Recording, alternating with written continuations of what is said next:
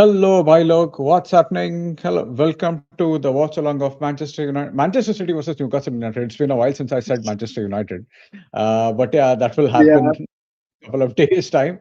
So, along with me, I have Shuranshu. Shuranshu, man, what's happening? How is it going?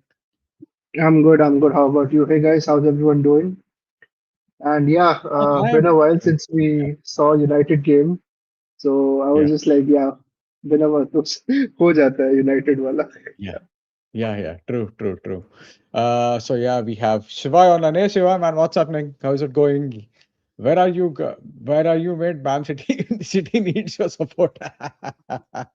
Guys, if uh, City needs our support now, then you guys are probably probably in a bad situation.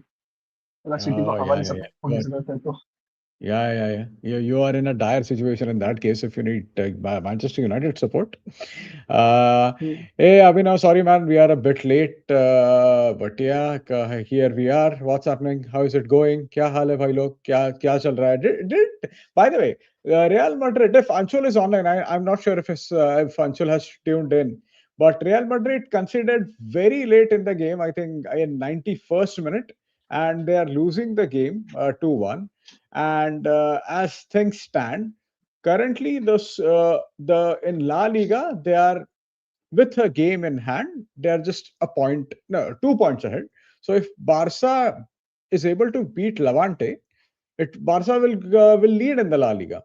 So yeah, it's quite something. La Liga has been a roller coaster, right? To be honest with you, Shivranshu, almost every damn league has been quite strange and quite it's kind of a roller coaster, right? yeah. So I mean, individual games, if you look at them, they have been quite edgy. They've been not as straightforward as we're used to seeing in the past. If even if you, Yeah. as even like I don't know if there are any Bayern fans who tune into the live streams, but I think if there are, then you guys must have also gotten a scare today because Yeah. Bayern were leading 3-0 and then Frankfurt almost pulled it back. They got two late goals. वो अलग बात है कि Bayern in a very comfortable position in the Bundesliga and then there was no threat there. But Yeah. I completely second your thought as to when individual games come up.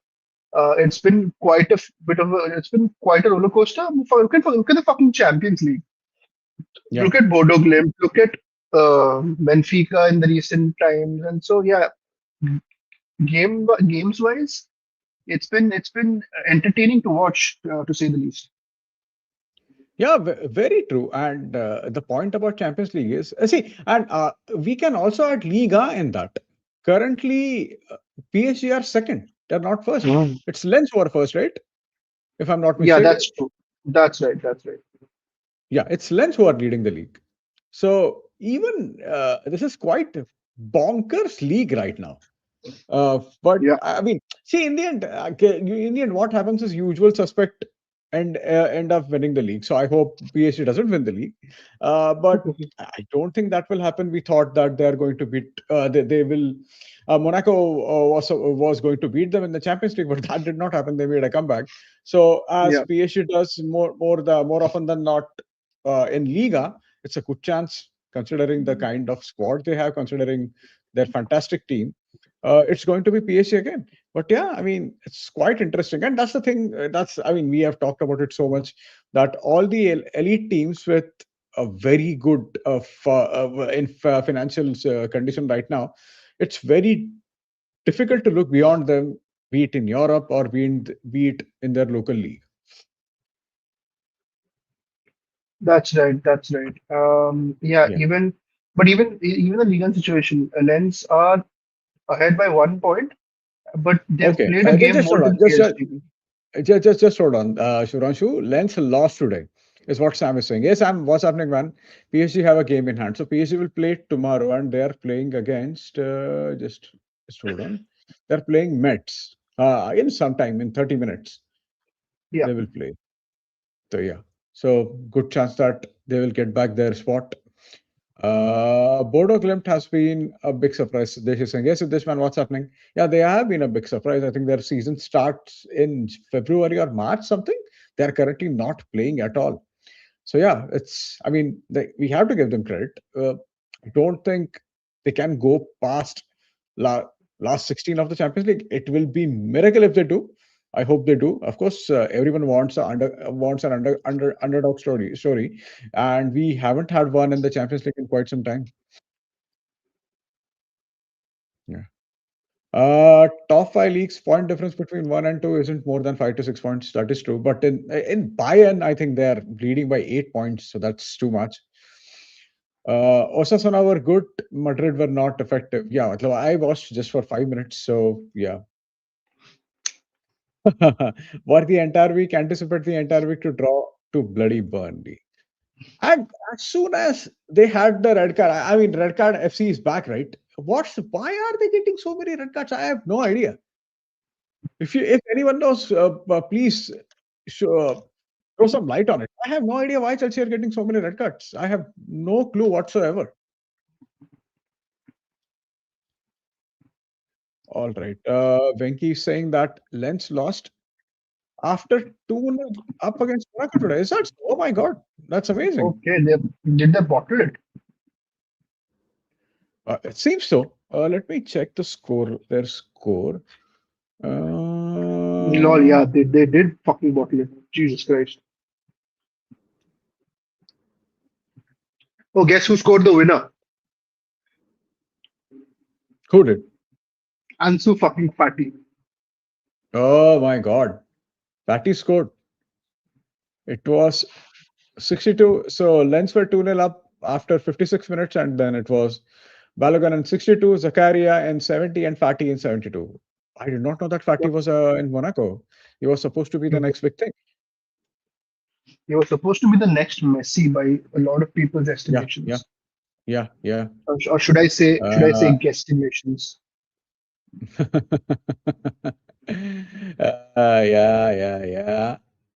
It was a successful hate watch tonight. Yeah, you must be very happy, Shivai. Work the entire week to lose against Wolves and see.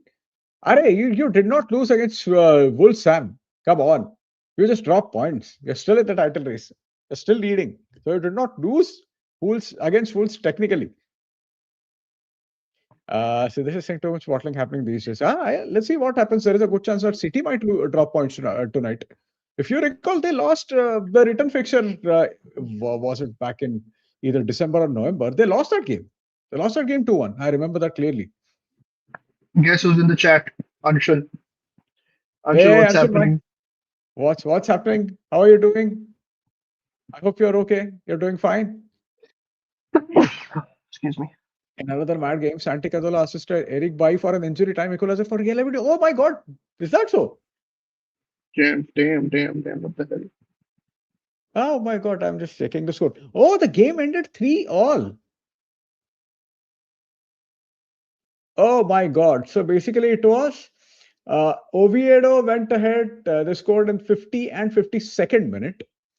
Then it was, oh my God, Oscarson in 64th minute. Then Kaletakar in 87th. And then in the 19th minute, Real Sociedad were leading 3-2.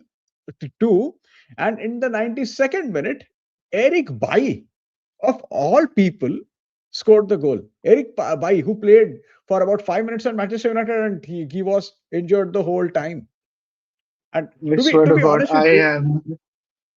yeah, Yeah, yeah. I mean, I like Bailly, to be very honest. In his first season, I thought he was quality. After that, he was just gone.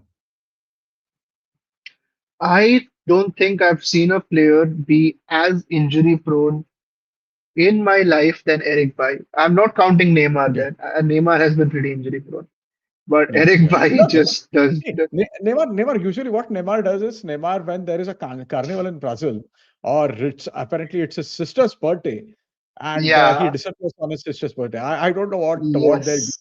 I don't want to speculate, make speculation. I don't want to get into that. But every time it is his sister's birthday, and every time there is a carnival, he disappears all of a sudden. I don't know what the deal with it. And I feel bad in the sense I thought so Neymar in his Santos days, I remember watching his clips of him on Sports Center or Sports Line. And he was so good. He was the next big thing. And see, let's face it. He has had a fantastic career. But we thought at the time that he was going to be third in line for Messi and Ronaldo, and he almost was, but that nothing happened. All right, Also, let's Santi do some. Santi Cazorla is 41, by the way. Huh? Yeah, yeah, yeah. His story has been an absolutely brilliant story, man. Kaduna is fantastic player, amazing player. I think he's one of the most underrated players of our times. All right. Parth is saying at Chelsea somebody has a headless randomly. Yeah, true. Hey Mangesh, congrats on the no new headphones. You might want to congratulate me on my new mic as well, microphone as well, Aditya. Thank you so much. And I'll get new good webcam in probably 3 to 4 days. So that's that. Looking sharp. Thank you so much. Palmer has been out of touch this, but he has also been injured, right? He has been injured a lot this season. And I think Cole Palmer at his best is a joy to watch. He has I'm not making direct comparison, but Palmer is like Wayne Rooney. I'm not saying he's as good as Wayne Rooney or something like that, but he has that. He plays like a schoolboy on the pitch, right? He has that school footballer vibe. So I love watching Cole Palmer, but yeah, I mean, he's been injured a lot lately, and it seems he might not even go to the World Cup.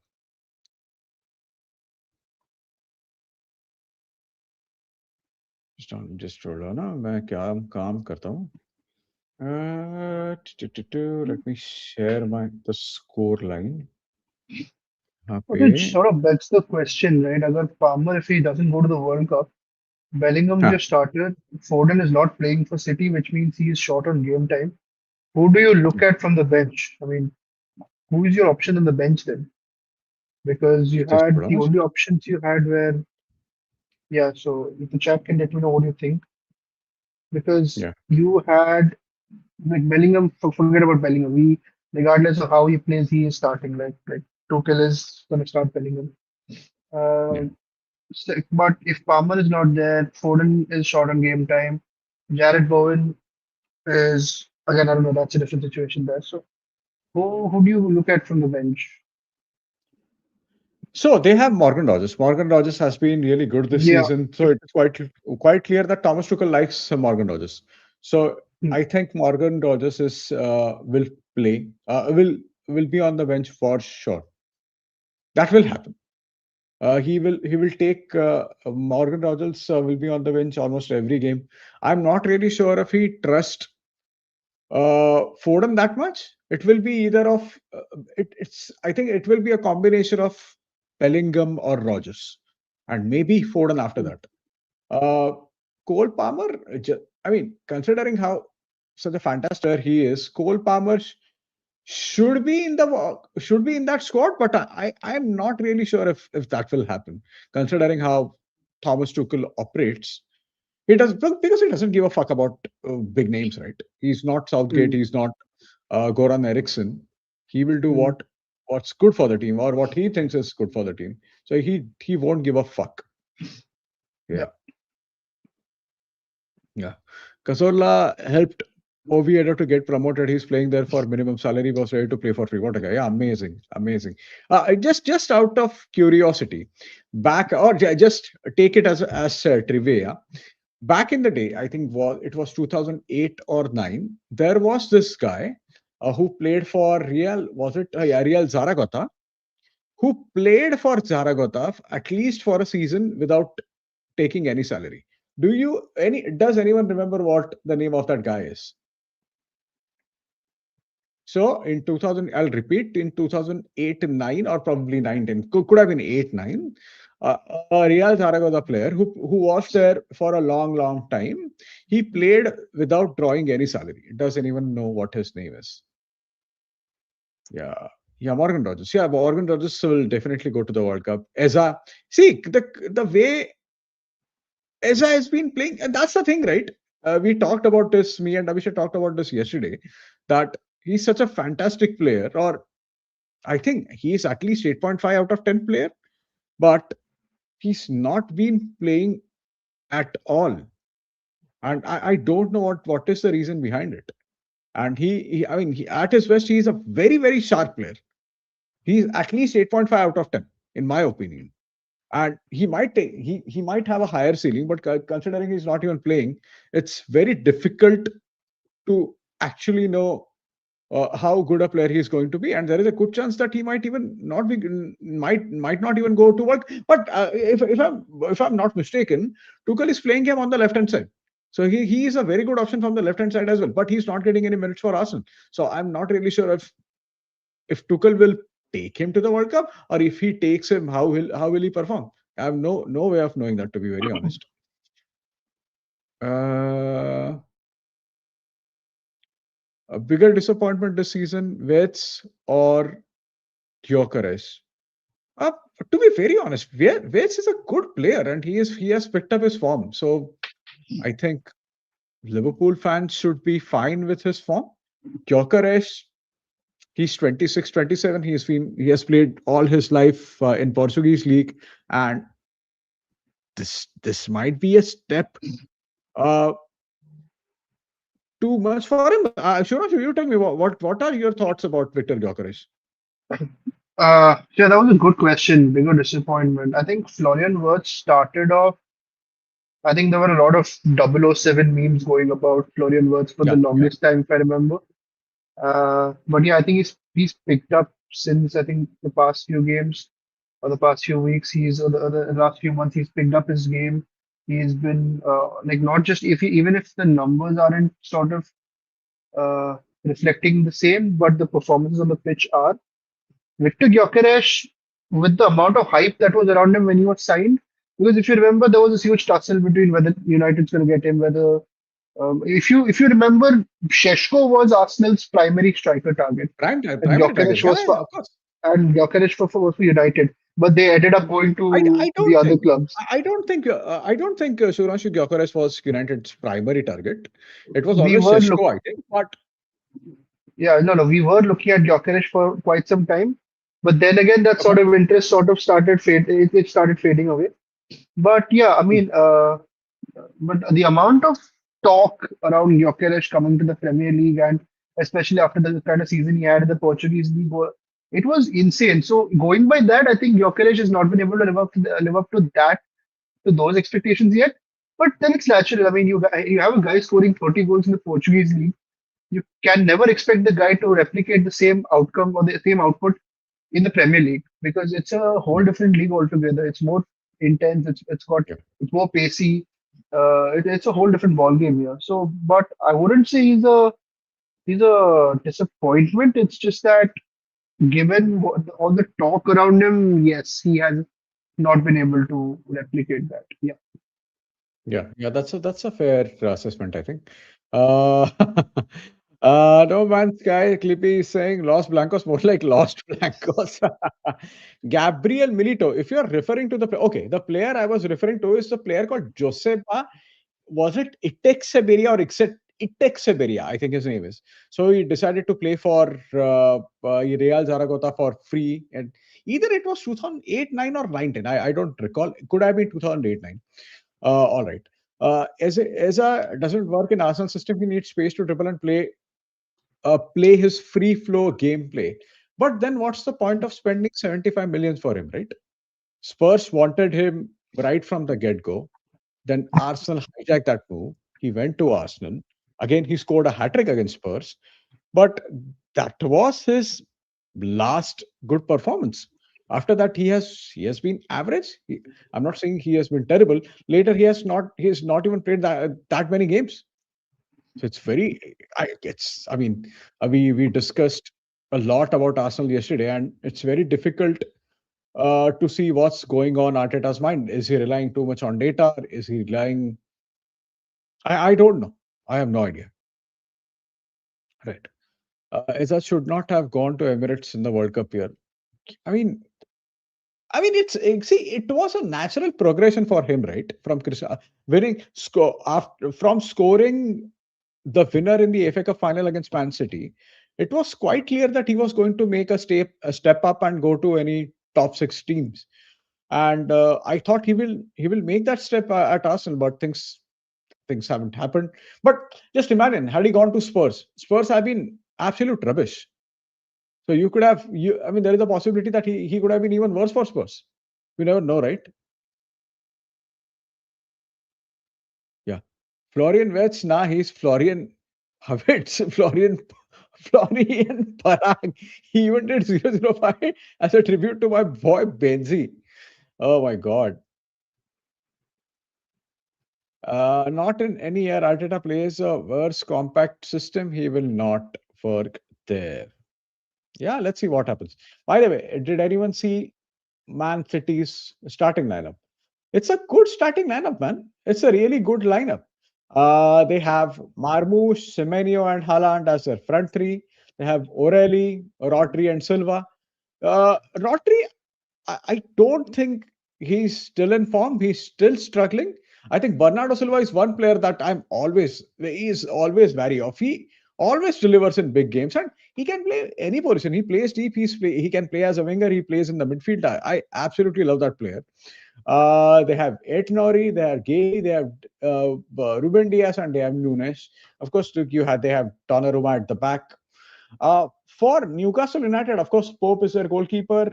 And their back four is Trippier, Tio, Byrne, and Hall. I think Lewis Hall, he has amazing crosses, by the way. So if you recall their return fixture in November, Hall was amazing with his crossing. He was amazing when he played as left back. You have Jacob Ramsey, Tonali, and Willock in the midfield. They still have Bruno Guimaraes is still injured. Joel is not playing. Gordon Elanga as their attacking players with Moltamada up top. I think Voltamada is a very good player. What are your views about Voltamada, Shivranshu? I think he's a fantastic player. He can make that step up. So yeah, so Nicola, so I think with Voldemort, right? Germany has been doing this for the past few years. Is they randomly produce these really good strikers out of nowhere. If you Yeah, remember, yeah, I think before the stream we are also sort of discussing on this. yeah, After Mario Gomez and Miroslav Klose, they haven't had a proper number nine because they've been floating around trying to play Muller up front. Then they even threw in Havertz there in the middle for some time. Then out of yeah, nowhere, I think in the Euros last season, Niklas Füllkrug came out of nowhere. In the World Cup as well yeah, in 2022. yeah, yeah, Niklas yeah, Füllkrug came. Then after Füllkrug, we have Voltemade. So yeah, but I think I'm not comparing Füllkrug and Voltemade because Voltemade is a much better player there. yeah, But yeah. yeah, yeah. So I completely agree that he is one guy who can, who can if he keeps up the game, his performances and his game up to the mark going forward, he can be someone who can lead that German front line for years to come. Because Germany haven't had a proper out and out striker since, in my opinion, since Mario Gomez. I think Hmm. Mario Gomez, Lucas Podolski, that era of, and Miroslav Klose, obviously, that era of German strikers is the last I've seen wherein Germany have had good centre forwards, good strikers. Because after that, they've just been floating around trying a false nine with Muller, trying out Havertz up front, trying out wingers up front. So yeah, I think with Voltemade, if he keeps up, he can be that a reinvigoration of that number nine spot in German football. But I think the issue with Germany's strikers, this is nothing new. So they won the World Cup in 1990. They had your Rudi Waller and Jurgen Klinsmann, two absolutely fantastic players. Klinsmann, when he played for at Tottenham, I think he joined them in 94, 95 on loan. But at the time, he was head and shoulders of every other attacker in the league. So he was that good. But after that, uh, that's not been they have not been the same. And in my opinion, Klose was great for Germany, but for his club teams, he was okay. I mean, he was never linked to any top club. He was never linked to forget about Premier League clubs. He was never. I don't recall him being linked to any Italian club, uh, any other Italian club, and any Spanish club. I don't recall that. And even Podolski, I think. See, that's the thing, right? In 2006, what happened was it was of course Klose was around since 2002, and he had a very good 2002. He scored 5 goals, out of which he scored three in one game against Saudi Arabia. Then he scored two more in the group stage. After that, he did not score in the entire World Cup. Then in 2006 World Cup, they had Podolski, and Podolski had a very good tournament, no doubt about it. But what happened in that tournament was Podolski was voted the young player, the best young player of the tournament, because some other player was leading the charts. But since that player was the reason behind Vaza getting sent off, it was Podolski got all the votes. So this is Of exactly what course. happened. Yeah. Of course. Yeah, so it was Cristiano Ronaldo who was in line for being the best young player from 2006 World Cup. But Ronaldo had a decent World Cup, no doubt about it. And even Podolski had a good World Cup. But Podolski, in my opinion, their higher ceiling was not as good as, say, someone like Thomas Muller. Thomas Muller, at his best, is a world-class player. But I don't think Exactly. Podolski or Klose had that higher ceiling. But Klose was very good with Germany. He was probably, uh, but he was always extremely good for Germany and very good for his club teams, but he was okayish, okayish otherwise. So after that, I mean, Voltamada seems like a good bet. He is a good player, but the issue with German centre forwards, I don't think it is anything new. Yeah. Yeah, true, true. Yeah. Okay. Do you think Vlahovic move to Barca will work out? Shivash, do you think? I haven't seen him play too much. Have you? What about you? Have you seen him play? So Dusan Vlahovic, when he burst onto the scene, right? I think he joined Juventus from, if I'm not wrong, let me just quickly check if I'm right. So Vlahovic, just give me a minute. Yeah, so he was at Fiorentina, and then so when back when Vlahovic was in Fiorentina, and then he joined Juventus. I remember United were linked with a young Vlahovic before he joined Juventus, because in that Okay. 2022, during that entire 21-22 season, we were always in the market for a striker, Yeah. because Cavani was he was old and we were looking to move on. And the Ronaldo experiment didn't work out, and Yeah. we were looking at that. So Vlahovic was an option, but then he ended up joining Juventus. And Vlahovic at Juventus for the first few seasons, for the first couple of seasons, was good, but since then he's dropped off a lot. But with Okay. Vlahovic is that he's a very physical striker. Like he can not as Mm, physical as mm. Haaland, but he can bully Yeah. players off the ball. He can sort of become that threat in the box. But with Vlahovic, his positioning isn't very fluid. He Okay. he's not a very I would say a very flexible striker when it comes to movements, making those runs, creating spaces, getting into spaces. So yeah, that is basically what I mean. Vlahovic is, I would say, his downside to his game. But yeah, I mean, is he linked to Barcelona though? I'm not sure about that. Yeah. Yeah. Yeah. Uh, Yeah. be- Yeah. Yeah. Yeah. Yeah. okay, because if it is, I'm really not sure how that's going to occur, because see, Lewandowski, one of the greatest. I'll put Lewandowski top three strikers in the world all day, any day. Lewandowski, Like fantastic player, for no me, doubt, no doubt. yeah, for me, World class. modern football, it's gonna be Lewandowski. I mean, I'm gonna put him up there with R9 and probably You I think mean, do so? you consider? Yeah, I'll put Lewandowski Uh, up with R9. Yeah, I will. uh, He's not done. He's like, forget about what he's done for Poland, okay? But club football, Lewandowski as a finisher, I'll put him up there. I think Lewandowski is one of the most lethal finishers I've ever seen. yeah, yeah, Um, true, true. like so, yeah. So no, lethality wise, Lewandowski is up there.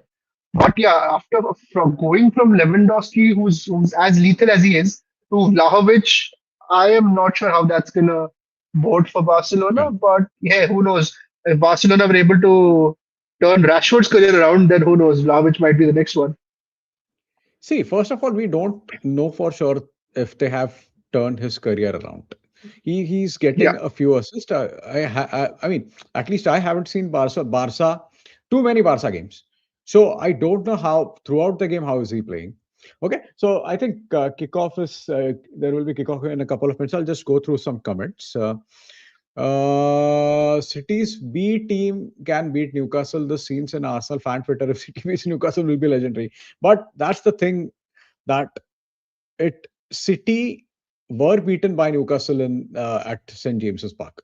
So it's not. I think there is a good chance that Man City will win this game, considering they have beaten them twice in last month in the EFL Cup semi final. But you never know with Newcastle. They have a good team. When they turn up, they are really good. Barca should if they can focus on their defense more than their attack. Fortigan, Leva, Ferran, and Rashford are enough for their nine. All right. Voltamada is still very young. He's a fantastic player. He is. I love that player. He has his build-up play is good as well. By the way, yeah. Even Klose and Podolski weren't that great for their clubs. Yeah, exactly. The same point I made. They weren't great for their clubs. They were insane for their countries. At least Klose was.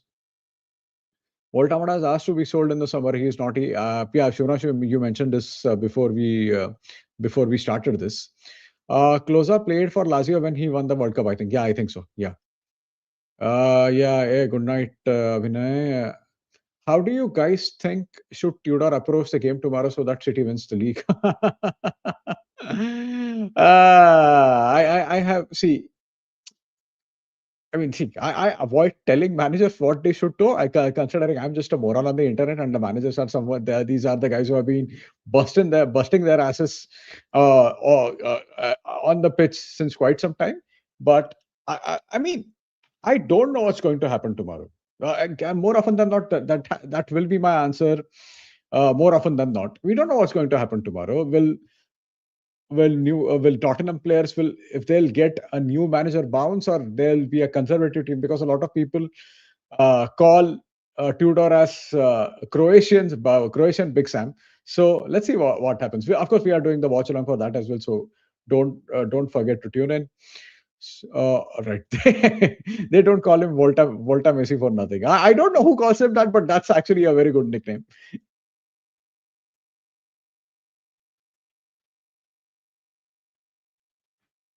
All right.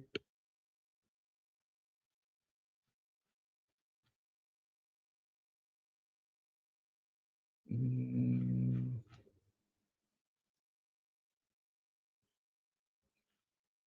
oh, yeah.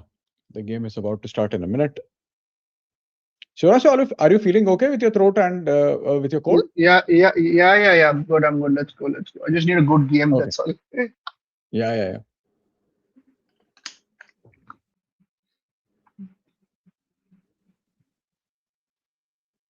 Newcastle win today. They move up to eighth. They're 10th But right now, right? then, yeah, they are 10th right now. Oh God, Cole Palmer was lukewarm Palmer, room temperature Palmer instead of cold Palmer. He was there with Lakaka in terms of inside the box. He was very bad today. Hmm. But Sam, do you think, or sorry, not Sam, No Man's Sky Clippy, do you think that has been the case since he came back from the injury?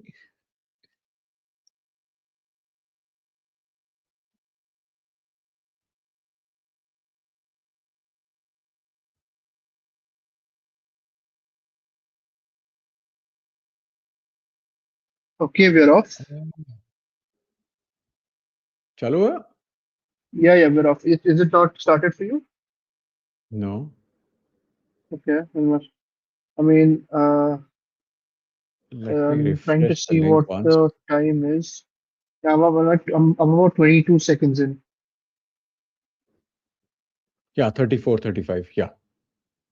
What? Chalu ho gaya, I 34? think. Yeah. Hang All on a right. minute. मेरा They're मैं पीछे attacking हूँ क्या from फिर? they're attacking from the left now. Bernardo. I just love Bernardo Silva's moment, man. I swear, yeah, he's good. He's very good. Oh, Yeah. good question. Shiva has a very good question. Oh, 13, 14 Suarez, 19, 10 Vaza. Better performance in my opinion. See, I think Vaza, Shurash, you tell me what you feel. Vaza in 9, 10, he was more of he played a pure number 9 role. And Hmm. Suarez at 13, 14 played, he was everything. Without him, Liverpool wouldn't have reached the levels that they did in that season. So, as far as a season is concerned, I think Suarez to 13, 14 was better than Waza in 9, 10. Considering, good attack down the left hand side. City have a corner, good clearance by Tia. So, in my opinion, as far as the individual season goes, Suarez 13 14 was better than Wada. Overall player, if you ask me, it was Wayne Rooney any day of the week. Shurash, what do you think? I agree. Like individual season wise, Suarez 13-14. Without him, Liverpool don't stand a chance anywhere close to that title race, whatever happened that season. Yeah, But I'll if there is, but the was a bias in me, right? If you ask me if there's one player yeah, I'd take in any team, any day, any year, any lifetime, I'll take Wayne yeah, Rooney. And yeah, that guy, you ask him to do anything on the pitch, he can do, and he can be better than half the players that are playing the game right now. yeah, 100%. So, yeah. Oh, So I don't know, Mangesh. City are up for it. Mangesh, I Yeah, don't know if you know this. When Waza was playing for DC United, there was this one instance where DC United had United were defending. They had a corner, and then the yeah, yeah, opposition team cleared the ball. There was no goalkeeper there. Rooney yeah, tracked back from his own goal back to the halfway lines, did a sliding yeah, tackle, gave the yeah. perfect ball from the halfway Toss. line, and then got an assist. Yeah, Yeah. that is It was only one crazy. of It was those crazy. insane feats I've seen in football. Yeah, Oh, okay. City yeah. have I been, mean, that encapsulates Wayne Rooney. I mean, if there's three corners yeah, in 3 minutes, by the way. exactly. Yeah. That's what I'm just Uh, saying. The City have started very well. yeah. Oh, City looks sharp today. They are up for it. They are up for it.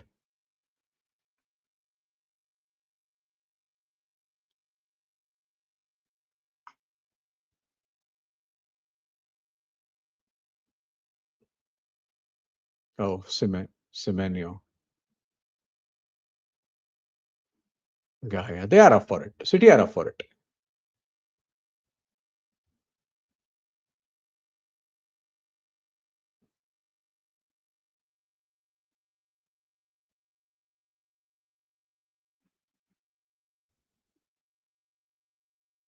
Watamada is tracking back.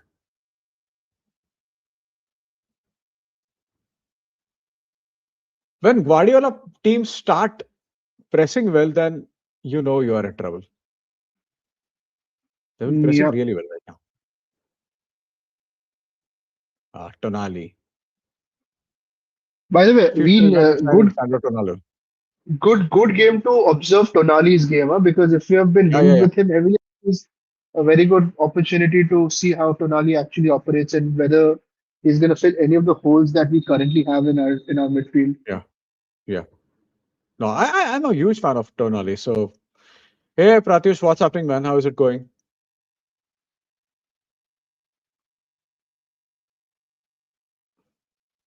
I have watched a TC United clip. Rooney, as a player, knew himself very well. He knew when to transition into different roles as he aged.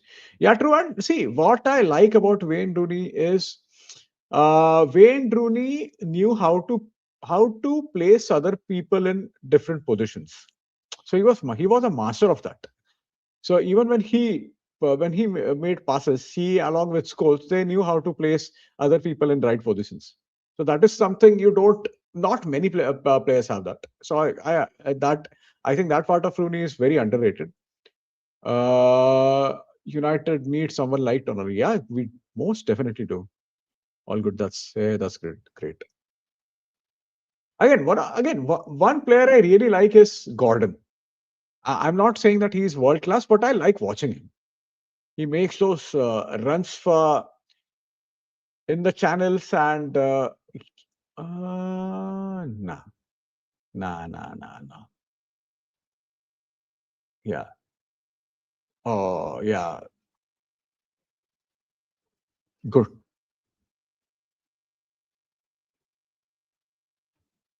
Oh, Hall gives it back to Burn to Tia. Ooh, oh, nice one. Yeah. Burn. Hope again. Tear. Trippier.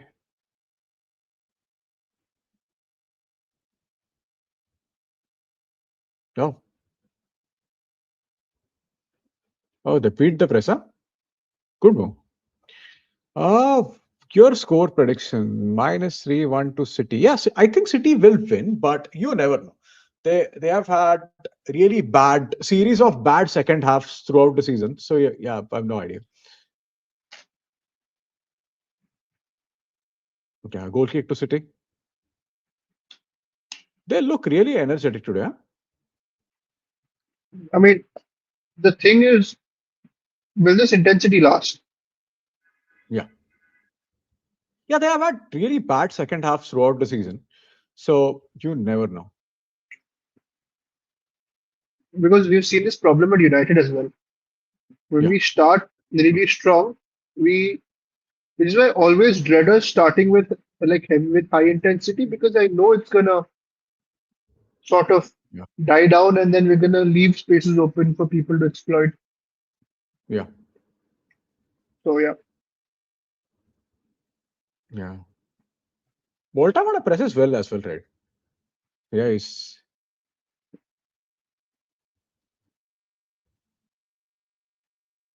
So so Mangesh, so as a United fan, obviously as United yeah, fans, we wouldn't want City to win the title, right? yeah, But yeah, we'd rather it be Arsenal, even though we wouldn't want both of them to win. Somewhere in the back of our minds, we be like Aston Villa do something, pip both the other two, but that is not going to happen. But yeah. as neutral That's not going to football happen. fans, Yeah, when yeah. when we know United is nowhere near the title, would you rather Arsenal win it by a margin, or would you want this title fight to go on back and forth till the end of the season? What would you rather have as a neutral football fan? I mean, I hope it goes back and forth till the end of the season. Because see, this season has been quite strange, right? City have been bad, Arsenal have been bad, despite being so good. Liverpool Yeah, have been bad. United have been, recently have started playing well. We don't know yeah. how long that's going to last. Chelsea blows hot and cold. So we need some entertainment in the season. So as far as a neutral fan, uh, Hmm. I want the title to go down the wire. See, the thing is, there are not many. I mean, out of all the top six teams, which team would you rather watch? I don't like watching any of the top six teams right now. Of course, we like United because they have been playing well these days. But I don't know. I would rather prefer. I prefer watching someone like Brighton who play really good football. I have a small question. Define your sixth Yeah, team because Tottenham aren't the sixth team anymore. Let's be yeah. Of honest course, about it. I'm talking. I was talking about the traditional top six, but yeah, I Yeah. mean, I get what you're trying to say. Yeah. So yeah, but yeah, good point. Like you would rather watch a Brighton or a Brentford also for that matter. Yeah, yeah, So yeah. Let me go through some comments. I don't know what Shivranshu is saying because United is winning the ring. That is, I agree with you 100%. I've been gaslighting people on it on Instagram since quite some time now. Shivranshu, what are you talking about? We are winning the league. Carrick is at the wheel. Second half invincibles. 22nd is coming. Yeah, 100%. oh, I here agree we with go. Here we go again. What box did I just open? Shit. you. Uh, Oh, lovely. Bernardo. yeah, you guys are. This one. Yeah, let's be delusional together. Come on, let's go. Yeah, yeah, of course, of course. Oh, Semenyo. Oh.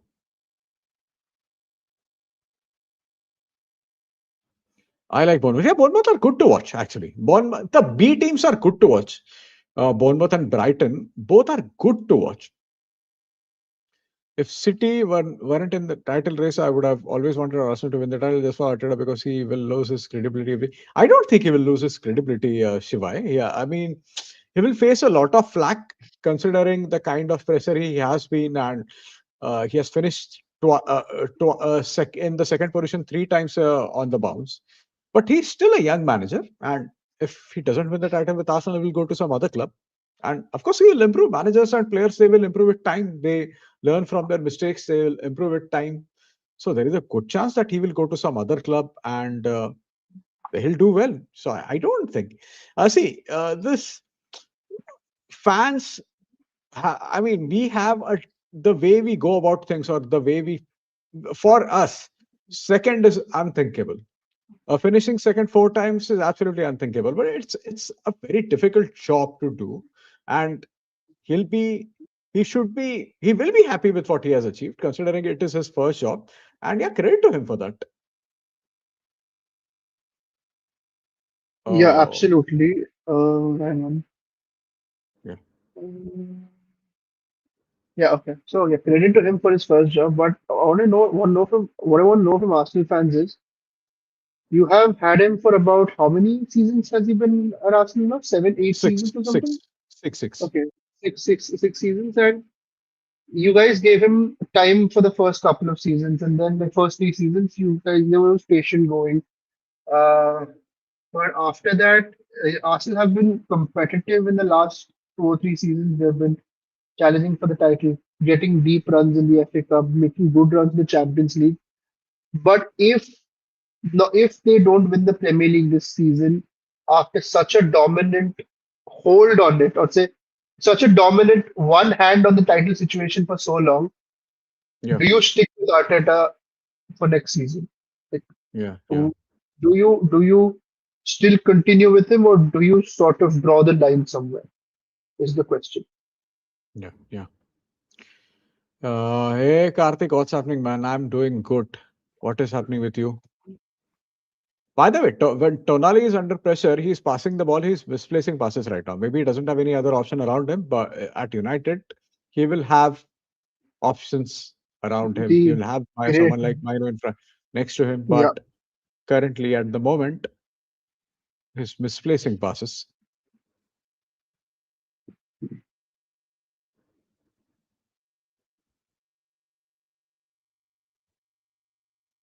We scored, Shiva is saying we scored.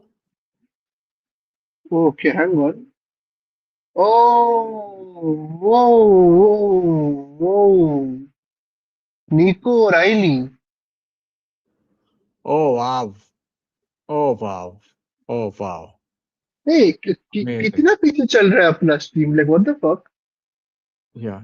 Minus 1336 right now. Let me just refresh it again.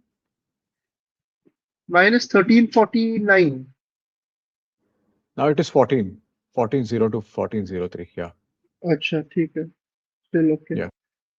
Yeah. But nice City. I mean, we were expecting with how they had started the game, it was bound to happen. Good. A good run by O'Reilly, by the way. Yeah, yeah. Good run. Yeah. I'm saying that football landscape has changed. People call Mourinho over it. Mourinho is not over it. It's just that he has passed his prime. His prime was till 2013, and that Real Madrid job completely broke him. He still won trophy at Chelsea. He won the Premier League. He won two trophies at United. That has to count for something. But no, he can't manage a top elite European club anymore. He won the Conference League for Roma. Let's not forget that. Roma, yeah, yeah, yeah, yeah. Yeah. He deserves credit for that. Do you think Mourinho would have not taken a turn for the worse had it not been the Real Madrid job? See, two critical aspects of modern day football are pressing and possession. And Hmm. Mourinho was always the anti-possession guy, and he has never been great with pressing. Yeah, So I think the deterioration, the way it took place, it was very sharp. The decline hmm. was very sharp. That might not have happened. But yeah, but, unless until you change and unless until you adapt yourself, see, manager's shelf life is not more than a decade. Most managers, I'm talking about most managers. And since we have been spoilt with Ferguson and Wenger's, and even Wenger's best, past his best after, say, good run by Walter. Oh, This was good. Oh, yeah, this was good. This was good. Yeah, Oh, no, no bodies in the box. yeah, yeah. So maybe I think what would have Mourinho would have declined, but that decline would have been slower. All right. Do you think if Carrick continues this rich vein of form, club will finally back manager to tournament about to sign Bale and Cristiano to finally win the title? We are back. We are back to 2013. We are so back, guys. We are We are so so back. We are so back. fucking back. We are so back. Oh, not bad. City are up for it. City are just going at it constantly. When is Ahara Shiroya, what's happening? When is Ferguson prime, or is it just consistency which makes him so great? Like when was he at his absolute best? See, Ferguson was one of its kind, right? See, Ferguson was insane in the 90s, of course, but just when people thought that he was finished in 2004-5, after that, he made a great comeback. He won three league titles in a row. He won the Champions League. So it's very difficult to say what was the best of Ferguson. But Ferguson, the way the comeback he made in 2000 between 2006 to 13, it was commendable. It was ridiculous. So in 2009-10 season, we lost the league by a point. In 2011-12 season, we lost the league by on goal difference. So I don't want to get into that because see, City and Chelsea, they were worthy winners. So I don't want to say that United should have won that league, but they were worthy winners. But at the same time, we were just a point, probably a couple of points away from winning seven titles in a row, which is quite something. And by the time by 2012-13, I think he had passed his, so he could not keep up due to his age and due to his health. He could not keep up with the challenges, the daily challenges of being a Premier League manager. So it was quite clear that it was time for him to go, but he wanted to go on high. Oh, no, no, no. Corner to City. I mean, Ferguson wanted to leave after that 11-12 season, if you remember, but then Exactly. Exactly. Exactly. Since we did not win the league, he decided to go after 2012-13. And it's quite something, right? You have no guarantee that you are going to win the title next season, right? But he took that I chance. mean, He won the title and decided to just go on his own terms. So Ferguson was just, Ferguson is one of a kind. We are not going to see another Ferguson, at least not in my lifetime. City have a quick corner. Oh, do they have another corner? Yeah, they have another corner.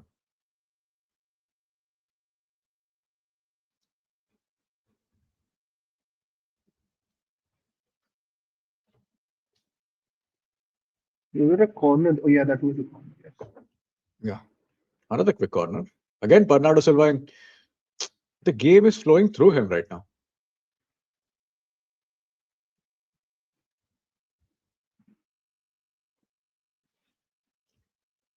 Oh, Elanga? No, no, no.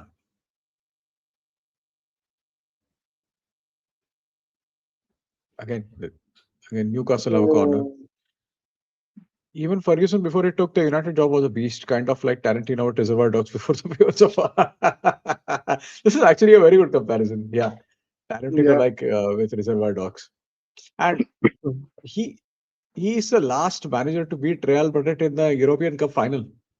Not We, exactly European Cup final, but a European final. let's By not the way, forget he uh, won it with Aberdeen. yeah, he won it with Aberdeen. Aberdeen. And I'll tell you the scenario. Let's watch this corner. Oh my God, what the fuck was this? Oh, another corner.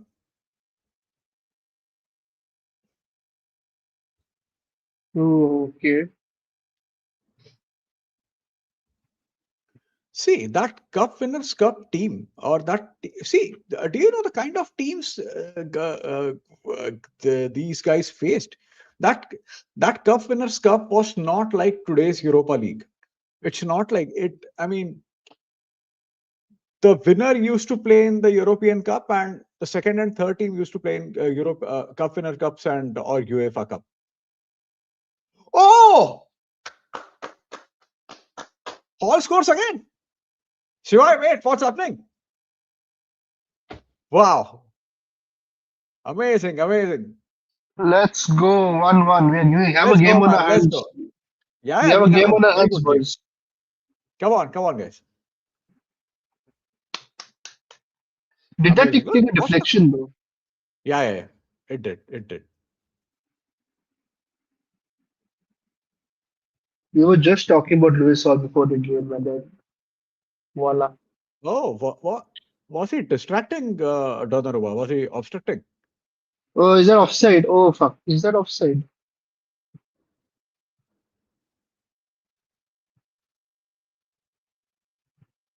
Is Anthony Gordon on an offside position? Like, will they consider that?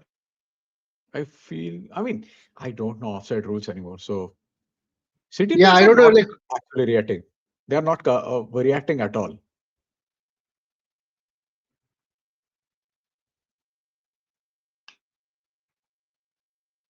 Okay, just I one think one quick. yeah. Sorry, go on.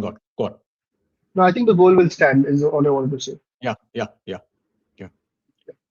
So just one quick point I wanted to add about that 83 European Cup Winners' Cup campaign. That campaign had Inter Milan, that campaign had Juventus. Both Inter Milan and Juventus had a lot of players who played in the World Cup, who were World Cup winners. Italy won the World Cup in 1982, and they had both of these teams had a few of their players. That competition had Bayern Munich because Hamburg won the Bundesliga that season, and we are talking about a good Hamburg team, which went on to win the Champions League in '83. Then you had Real Madrid. I mean, that the quality in that European Cup Winners' Cup was insane.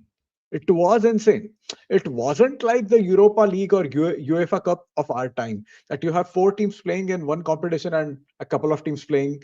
The team which finished five or six or the FA Cup winner, they're playing in some second tier European competition. That was not the case. The quality in European Cup Winners' Cup in 1983 was too damn high. And when Ferguson defeated Bayern Munich in the quarterfinals, they had players like Rummenigge in their team. Rummenigge, we are talking about two-time Ballon d'Or winner. So they had some fantastic players in their team. So yeah, that Cup Winners' Cup campaign of 1983 is bloody insane. I don't know if there is any documentary about it, but there should be. Yeah. I mean, also not a lot of it has been shown in that Sir Alex Ferguson never given documentary as well. They've just sort of Yeah. touched into it. But yeah, Yeah. They did definitely. not show. They did not show it in detail. Yeah. Oh, Marmoush has been playing well, man.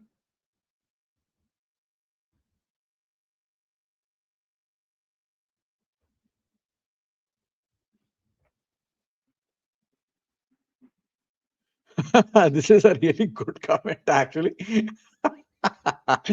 The perfect analogy for Premier League fans with Arteta Ball and Pep Ball this season is that it was an office in season three.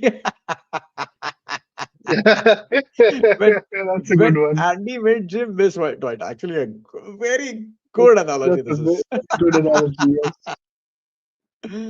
Like, Uh, Damn, makes me want to watch The Office again. Oh fuck. I thought Office till season six was fantastic. In Mm. Michael's last season, it was okayish, and I Yeah. could Yeah. not stand Andy in season eight and nine. He was just horrible. He was just horrible. Yeah.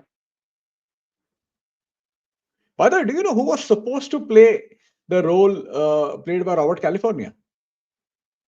No, who James was it? Spader ka role, the Robert California role. Oh, good pass, man.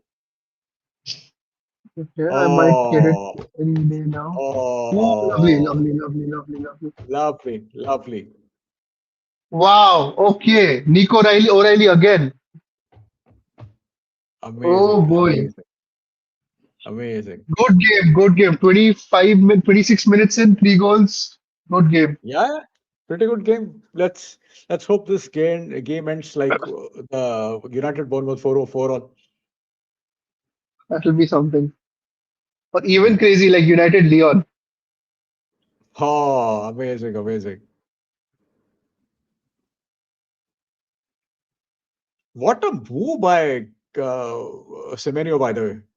A What a fine lovely run from Haaland also. Like he yeah, timed yeah, his run to good cross perfection there. and good cross. I think it's just bad. Like the defense was just poor there. Like nobody's marking Yeah. Yeah. O'Reilly, and then he just completely left in the open.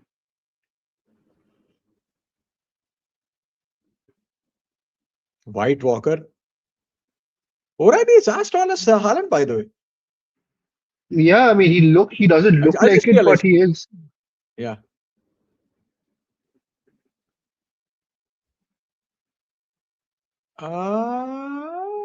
Yeah. Okay.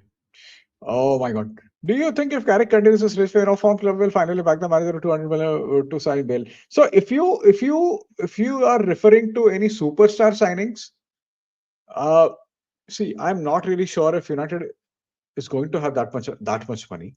Second thing is I keep mentioning this again and again that Carrick will only have 17 games this season, and by the end of the season, I mean 17 games. Solskjaer's 17 game was our win against PSG in Paris, and we know how what happened after that game. So 17 games, considering we are playing in just one competition, this is not a good enough data for anyone to judge Carrick. If they want to analyze Carrick, they need to do a forensic analysis of his time at Borough. They need to see what happened at Borough, the kind of signings made at Borough, or did he get the best out of that squad? Who made those signings? What was the issue at Borough? We have no idea about that. At least I don't. So a good club, a club like say City or Bayern Munich, will do forensic analysis of that. Also, we also need to consider the fact that yeah, we can compare him with Vincent Company. At the same time, Company got Burnley promoted. Carrick could not do it with Borough. But for what reason? We need to analyze all these things. And I am not sure if the clowns who are in charge of our club are capable of doing that. I don't know if they're capable of doing that. Uh, oh, this thanks. Do you believe Prime Pep prevails against Prime Sir Alex? I personally believe both the victories to make strong case because are still very good, probably the best of them. I think I'll tell you something. Oh, no. Okay. The two Champions League finals that United lost, 2011. Let's go to 2011 first. United had sold Ronaldo. United had sold Carlos Tevez. We signed Antonio Valencia, Michael Owen, and Gabriel Obertan. In 2010-11, we signed Chicharito. We did not have a midfield. Darren Fletcher was out due to ulcerative colitis. So he barely played. It's not like he barely played, but he was not at his best after 2009-10 season. Owen Hargreaves was constantly, he did not, after he played in, I think it was Chelsea game in 2008-9, it was fourth game of the season. After that, he played one game for Manchester United, that was West Ham. He played for like 5 minutes and he just went off. So United at that time, if you compare United and Barca's team, Barca was head and shoulders ahead of United. It was it was Fergie's credit too. It was to Fergie's credit that he got the best out of that team. But Barca beating United in 2010-11, it wasn't a big deal. That Barca team was head and shoulders ahead of Manchester United. Now let's talk about 2008-9 team. 2008-9 team, I still feel again, Owen Hargreaves was injured. United's biggest problem in that game that Darren Fletcher was wrongly sent off in the semi-final against Arsenal. Had Fletcher played that game, situation could have been different for Barca considering they were playing with makeshift defense. Yaya Toure played in the back four. They had they had PK, they had Silvinho, and I think Puyol played on one of as one of the fullbacks. So because Dani Alves was injured, things could have been different had Fletcher played in that game because United's midfield just did not have any balance. So it's, I mean, I understand why Pep's Barca is considered the greatest club side of all time. I get that. They are fantastic. And it's not an exaggeration of them to think of them as the greatest. It's fine. But at the same time, had Darren Fletcher played that game, things with situation could have been different. I'm not saying that Barca would have United would have definitely defeated Barca, but Darren Fletcher, in my opinion, in 8-9 was one of the top three midfielders in Europe at the time. He was that good. He was that good. And it is because of his ulcerative colitis and his injuries. And after that, he could not uh, produce the same level of performance. That's the reason people have sort of forgotten about it. But he was absolutely brilliant. So yeah, Shuranshu, I'm not. I don't know what you think about it, but I feel really strongly about this. I'm just seeing Sandro Tonali hobbling off with an injury. Hmm. Hmm. So, and Joe Linton's about to come on, I guess, which is, but yeah, I mean, I agree. Like 10-11, so it's pretty clear United should have never reached that final, like given the squad strength we had. Yeah. So we did that. So that was an achievement in itself. Similar to the Europa League last season, right? Under Amorim, we were never supposed to reach that final. We did Yeah. out of and then I was not surprised we lost that to Spurs. Was I Yeah. disappointed? Definitely. Was I surprised? Probably not as much. Yeah, but Yeah. I yeah, mean, 8-9. yeah. Yeah. You're not. Yeah. Go on. Go on. You're saying something. Yeah. So 8-9 again, that was the first season I started watching football. I didn't really have much in-depth uh, views on why things are happening the way they're happening, what could have happened differently. But looking back at it, yes, I do believe like Darren Fletcher could have been that differential point. Yeah. And yeah, and I think Ferguson himself said that in a couple of interviews that had there been a few things had they happened differently, things could have been different. But then again, there's always what ifs in every scenario, right? Yeah. Yeah.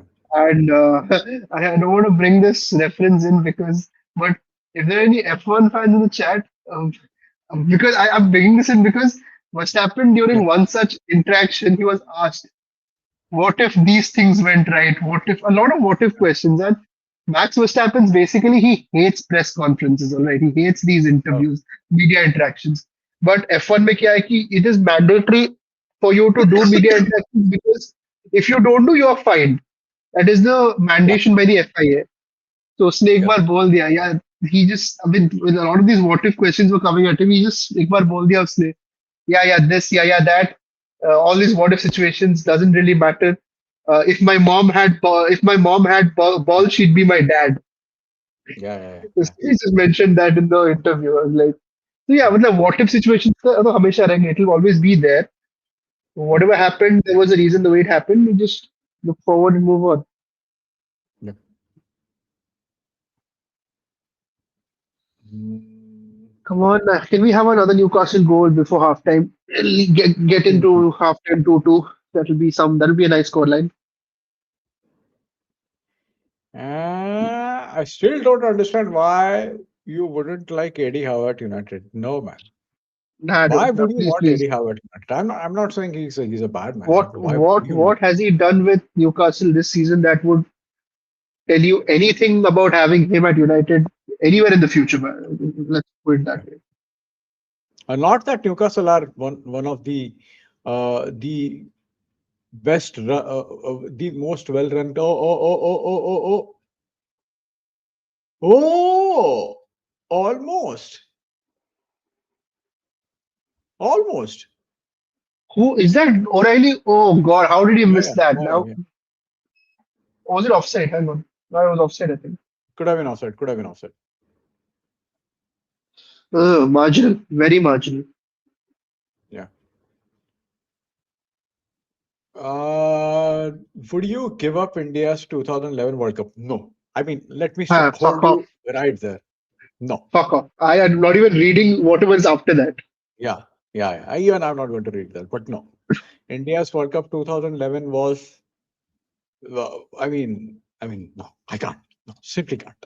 See, I'll tell you something. I uh, follow United more closely than Indian cricket team now, but India's 2011 World Cup has been one of the greatest moments of our lives, and it's not just because of just because our team won it, but it represented something bigger. Considering how things were in the 90s, considering after what happened during match fixing, what used to happen before India, BCCI became rich before Jagmohan Dalmia and all that crap we had to endure. What happened during that entire 2008 Australian tour, or what happened during 2001 or one South African tour, it is very symbolic. It is very symbolic. There is no way. I just showed on. I just showed on. No, I mean there is no way I'm swapping anything for India's 2011 World Cup. No way. No, it was an amazing. Oh! This the game is end to end, by the way. Oh, okay. Um, Hmm. Yeah, yeah. So about that World Cup, right? If you remember, we won the yes. So we obviously we yeah, won the 2007 World T20, and after that yeah, 2007 win, every tournament leading up to the 2011 World Cup, we were bad. We were. It's not like we were. We were bad. We were bad in the 2009 T20 World Cup. We were bad in the yeah, 2010 T20 World Cup. We were horrendous in the 2009 Champions Trophy. So yeah, yeah, that 2011 World Cup was very important. And secondly, the reason I wouldn't swap that is because my original goat ended hmm, up not in the list of greatest players to have never won the World Cup. At least Tendulkar got his World Cup. That's all I fucking care about. yeah, yeah, yeah, Yep, that's yeah, pretty much it for me there. yeah. All right. Vishal is asking. Vishal is an F1 fan, and he is asking who is your favorite F1 driver and track. Uh, if I have not ranted, um, if I have not sang songs of praise of him enough, it's Max Verstappen. Favorite track, I'll have to say, just because purely because of the iconic drives that it has given us over the years, has to be Interlagos. It has to be the Brazilian track. Has to be Interlagos. Yes. Sorry. But when it comes to beauty, even Suzuka is really good, especially because F1 happens in Japan during the Sakura season. So you get all these cherry blossoms. So that is a beautiful track as well. But purely because of the unpredictability, Interlagos, you never know what it's going to give you uh, any season. All right. Uh, yeah.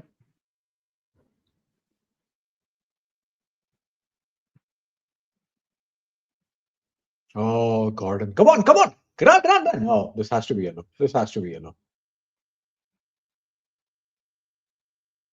Yeah. Okay. Opinions on the Saka number 10 experiment. Don't want it to succeed at Arsenal, but could be a backup for Bellingham if it works out. Oh, I mean, Saka is very good on the wings, right? Why would you want to play him as a number 10? I don't know why. He's a very good on the wings. He's very good when he cuts back inside. Yeah, Shivash, you were saying something. Yeah, Saka Saka's USP is that cutting into the onto his left foot. That yeah, I think if you remember, Mangesh, one of the first things when you were watching, like way back in the day, was I texted you on Instagram saying when we were watching Ahmad. Like I think yeah, after Saka, Ahmad is the closest player that I've seen who has got seamlessly that movement when he cuts onto his left foot after dribbling. So yeah, True. Saka's USP is that why would you want to take that away by putting Yeah. him in a central role? That's like doesn't make sense. Yeah. Uh, Free kick for Newcastle. Tonali takes it. Oh! Oh! What? We have. Oh my God! Offside, bro. We have a Dan game. Burn, oh fuck! Oh, it's not offside. Come on, don't tell me it's offside. It's offside, isn't it? Yeah, yeah. It is clear offside.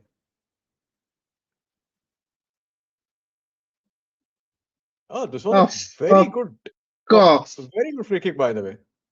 Oh fuck off! Such a good goal. Yeah. Man, if Tonali can deliver these things out from set pieces, I'm taking him at United, man. Just Yeah, get him, yeah. bring him. Just get him. I love Tonali. Offside? Is it? They've disallowed it? No, no, no. This is clear offside, man. Wait, they're checking for the push of from Diaz? No, No, no. no, The they've VAR has disallowed not. it. Okay, okay, okay. Yeah.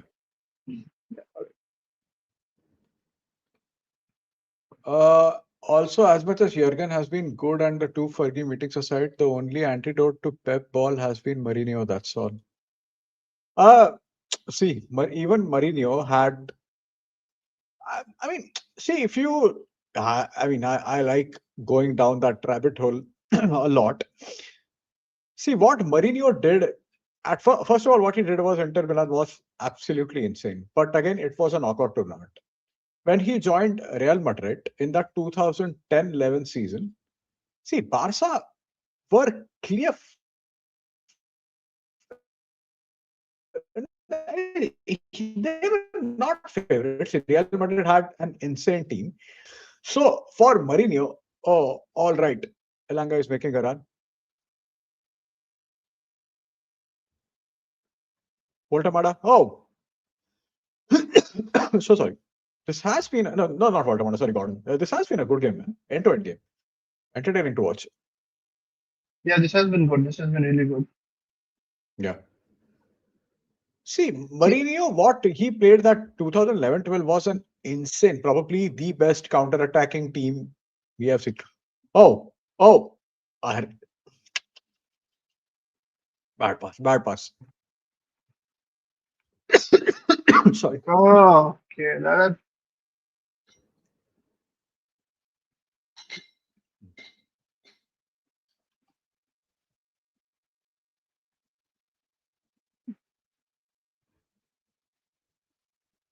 If City score just before the halftime, the game is over. Yeah, I think so. Yeah, Newcastle don't have much of the bench as well. I was seeing the bench.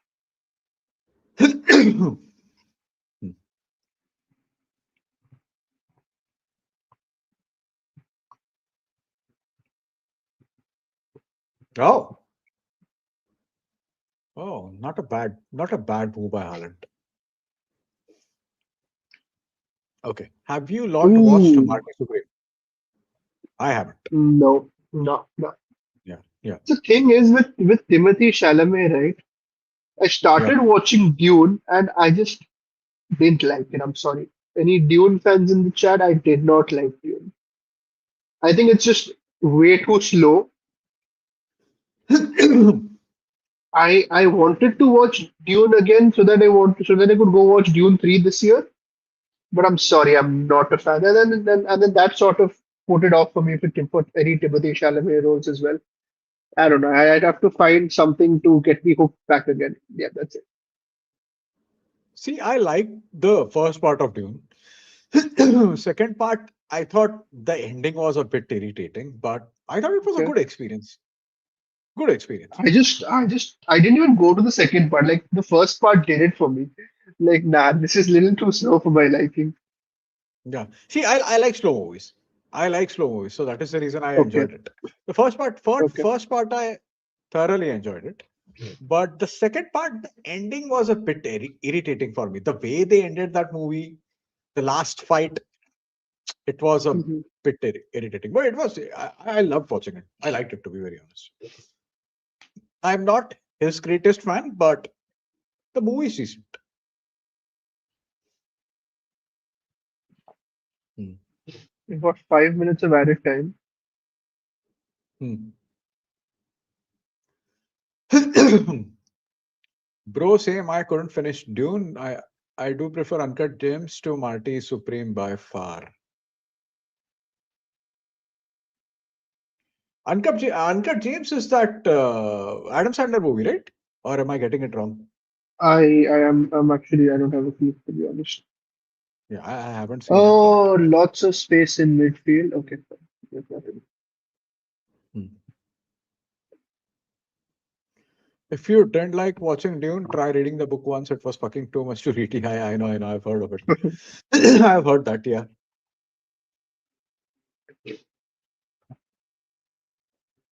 Okay. Right. Right. Dune one is great, but second part is last. Yeah. Exactly. Exactly. Last 20 minutes were too fucking irritating. All right. Aditya has a trivia question for us. Fire away, Aditya. Yes, Aditya, come on. Let's see if we're adept enough to answer it.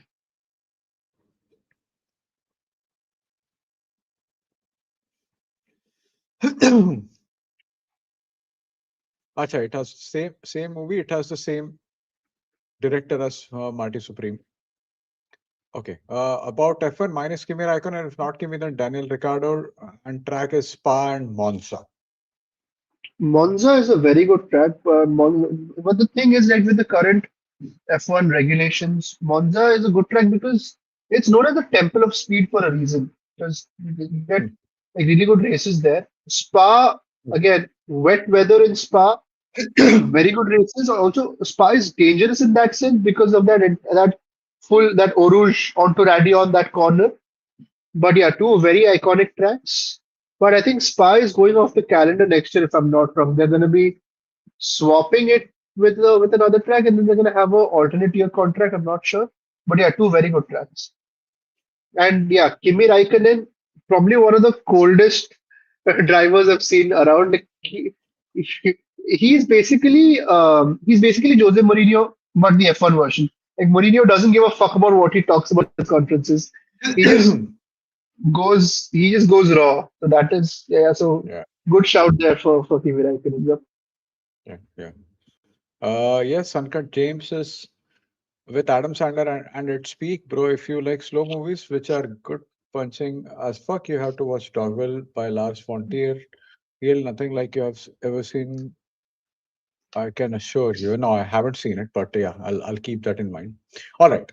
I am the only outfield player from Arsenal individual squad to have started all 38 games in 03-04 season. That's not Henri. That's not Bergkamp. Oh, Yes. okay. You have a counter. Who's been the Iron Man? Let's see. Is it Lauren? Because I don't remember Arsenal having any backup right back. They had Clichy for Ashley Cola as left back, but could it be Lauren? They had Torre, they had Sigan, they had Sol Campbell, of course. Uh, they later had Reyes, they had Jungberg, they had Pires. What was it? Pires. I'm thinking Perez. Even Pires started a lot of games. Could be, in my opinion, it's either of Pires or Lauren, because I don't remember Arsenal having any a good backup for at right back. Okay, we have half time. It is 2-1. Again, Lemon. Again, a very good shout. Could be Lemon as well. But he said outfield player. Lehman is a Oh, goalkeeper. right. Yeah. Good. Yeah, good shot. Yeah. So no Lemon, Bishal. I feel it could be either of Lauren or Perez, but they also signed Reyes in January window. So there is a possibility that even uh, it could be, or was it Sol Campbell? Was it Sol Campbell? At this point, just Because there name is every no. single player. So okay. In my opinion, it could be either of Sol Campbell or Lauren. Oh, no man, Sky Clippy is also saying Sol Campbell. It could be either Lauren or Sol Campbell. Um, they had Martin Keown as well. So But he wouldn't start, right? He said started all no, no, 38 no, games. but Martin Keown I think played for like 10 games and he had to cry a river to get medal, the winners medal. Yeah, yeah. Oh, it's Ashley Cole. It's Okay. Ashley Cole. But Aditya, who was Arsenal's backup right back that season? Because I remember uh, Gail Clichy started in the FA Cup for Arsenal, but yeah, good shot, good shot. But who was Arsenal's backup right back at the season, Aditya? I don't recall at all right now. Probably someone in defense. Yeah, exactly. Yeah, Ashley Cole, the only outfield player. But yeah, can someone tell me who was Arsenal's backup right back was in 2003-4 season?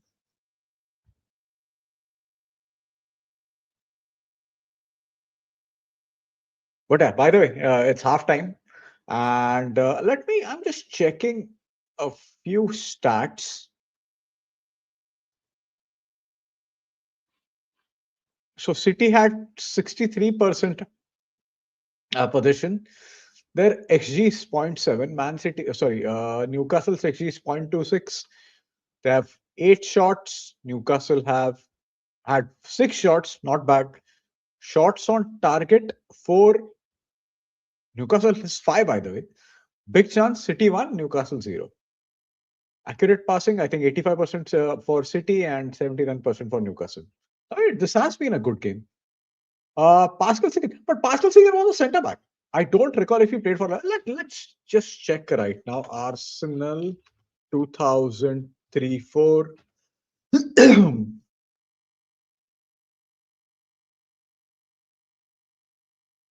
Pascal Singer mainly played as a centre back, and he used to cock up. He used to have a lot of cock ups. Let's go to player statistics. You had Lemon, Cole, Vieira, Keon, Perez, Ljungberg, Francis Jeffers, Jose Antonio Reyes, Bergkamp, Biltot, Lauren, Henri, Ray Parler, Van Bronckhorst. And they also had Van Bronckhorst, by the way. Yeah. They had Edu, Pascal Sagan, Gilberto, Gil Clichy, Sol Campbell, Kanu, Torre, Ali Adier. They had Bentley, who played in the FA Cup. Oh, they also had Justin Hoyt. So Justin Hoyt has been playing for Arsenal since 2003-4. Oh my God.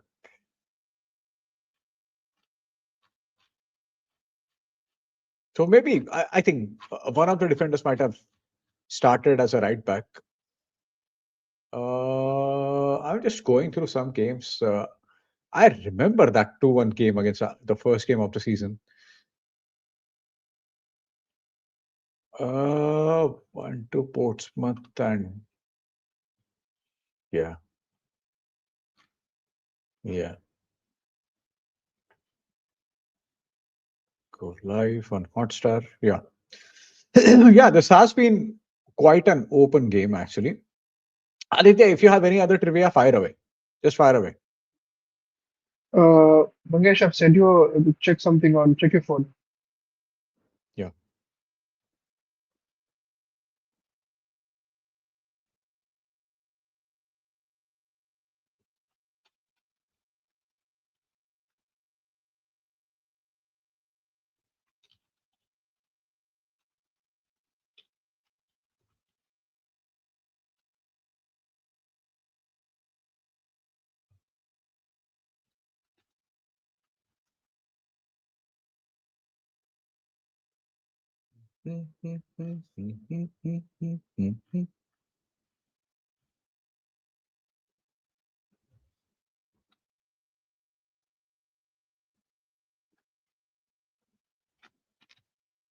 Also, give me 2 minutes, guys. I'll be back. I'll fill my Yeah, yeah, bottle go up. on, go on.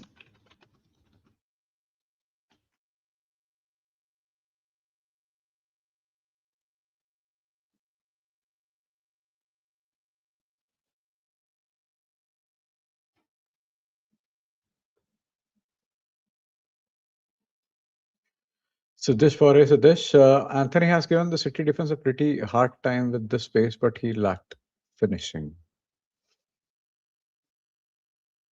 True. Okay, one more question. Yeah, sir. Yeah, Aditya, fire away.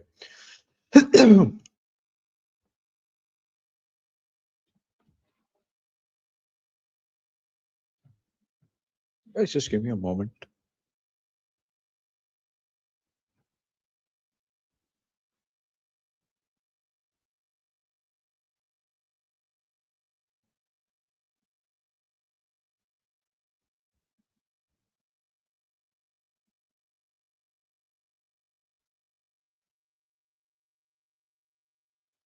Yep, I'm back. All right. Okay, Aditya has a Sure. question. Whatever you said on the on WhatsApp, we should keep it for next games or something like that. Good idea. Yeah, yeah, I think it should. Yeah. Yeah, yeah. Good idea.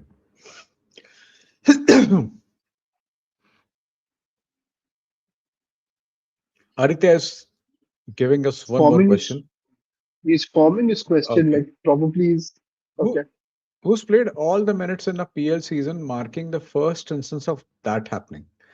Oh, played each and every game? And Eh, yeah, he's basically saying each and every game and every minute of it. But he's never been subbed. Yeah. I can think of someone like John Terry not getting subbed at all, or Frank Lampard, because Frank Lampard had an insane work ethic, and I don't remember him getting substituted at all. He always played. Is it Yeah, what about Lampard in 2000?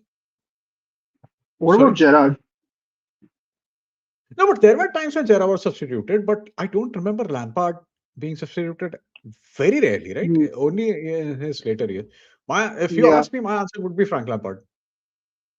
I'm sure the player would be some strange player that some strange player. we Yeah, can't even comprehend. Yeah, but I think it's yeah. Frank Lampard. Guys, if you have any answers, please drop your answers. If you have any guess, it could be either of. I still think it's Frank Lampard. Oh, think older start of the PL era. Oh, 1992, 92, right? When the Premier League, when the English yeah, League became the Premier League. 92, 93. Older player. So if we talk about older players, I can think of defenders. United had Bruce and Pallister. Arsenal had Tony Adams. Uh, could be midfielder. Roy Keane joined United. Roy Keane used to play a lot of games, man. Roy Keane played shit ton of games. Uh, who had a great engine? Paul Ince used to play a lot of games. I'm thinking of Liverpool players from that era. Uh,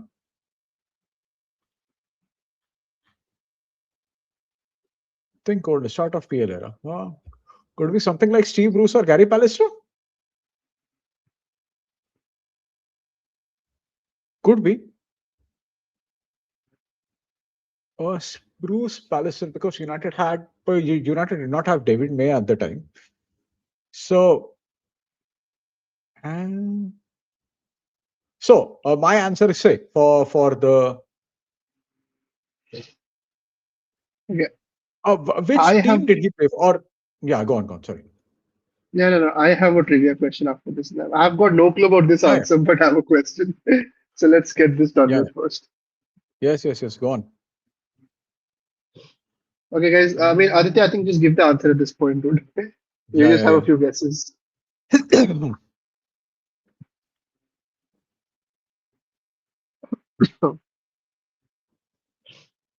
Start of the PL era. Yeah, those are the guys 90 I to can think 93 of. Those are the guys I could be can a think of who midfielder. would. Yeah, Gary Nicky Pallister. Butt. I was No, right. he I was the right. Pallister. Okay, okay. Yeah, I thought he one of Bruce and Pallister because United did not have any backup center half who played too many games at the time. So yeah, either of Bruce and Pallister. So yeah, Pallister is the answer. So yeah, Shivranshu, your Okay, I question. got a couple of questions. Okay, so the chat you can. This is for you as well.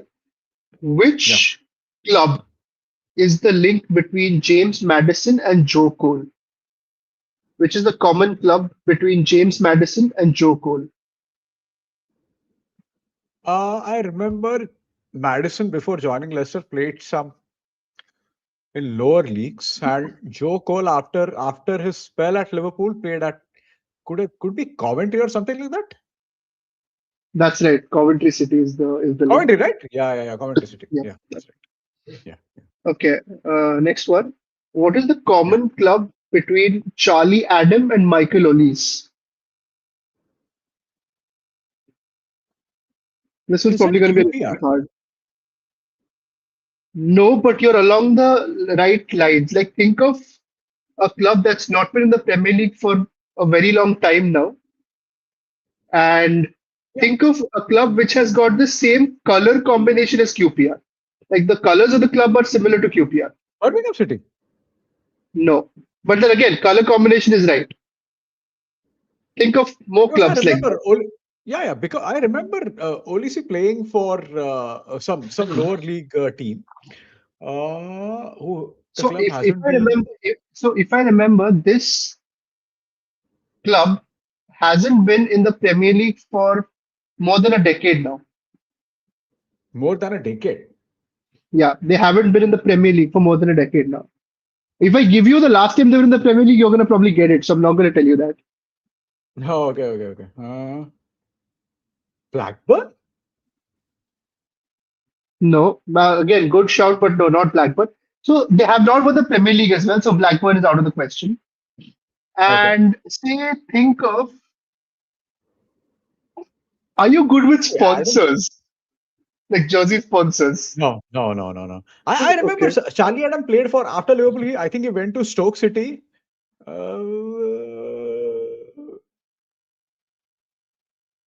okay. Wigan. Think the name of the club is a very common activity that we do almost every day. Oh, That you Reading. like to do. Reading. Exactly, Yeah, exactly. yeah. Reading. Yeah. Reading. Oh, It's and Reading. we Yes. have a few answers in comments as well. I think Aditya and Karthik said Stoke, but Vishal and Mangesh said it's Reading. So yeah, it's Reading. Yeah. Reading FC. Yes. Good one. Good one. Uh, Now the next one, if I give you, it's gonna be very easy. Oh, okay, hang on. This is a good one. This is a good one. The yeah. common club between Keylor Navas and John Joe Shelby. Did Navas ever play for Swansea? No, but again, you are. I can't even say you are along the same lines because this club was very recently in the Premier League. Actually, it is still in the Premier League, in fact.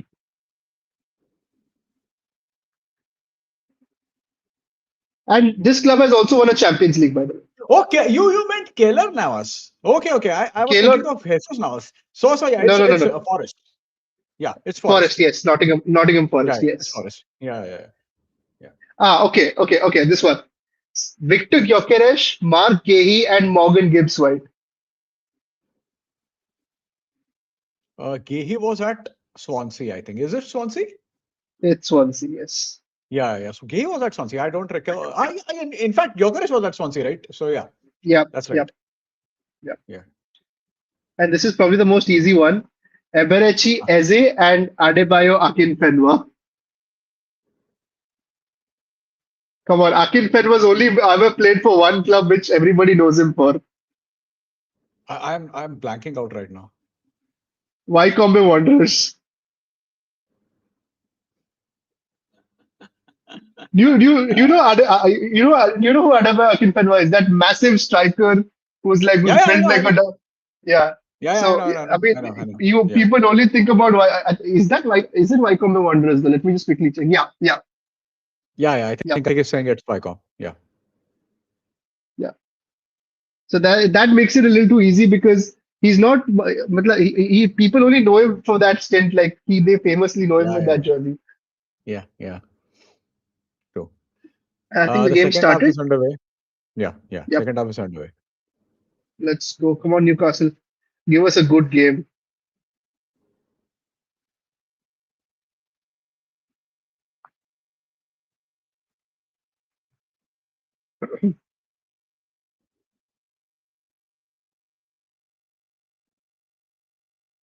Oh, Newcastle are pretty direct, huh? pretty direct. They don't Yeah, attack yeah, from the middle at all. lots of space on that right hand side. Yeah. They don't attack from the middle, barely attack from the middle. Yeah, they gave it to Walter Mada and he lost the ball. Now it's Haaland.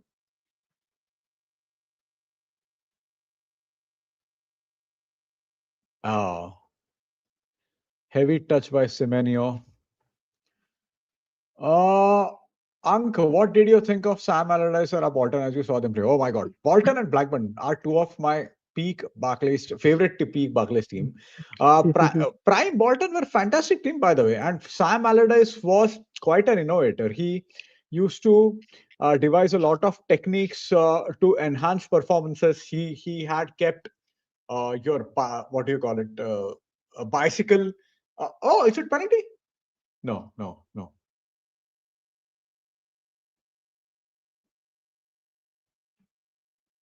So yeah, Big Sam was quite an innovative manager. They were very difficult team to beat, and they literally had Arsenal's number.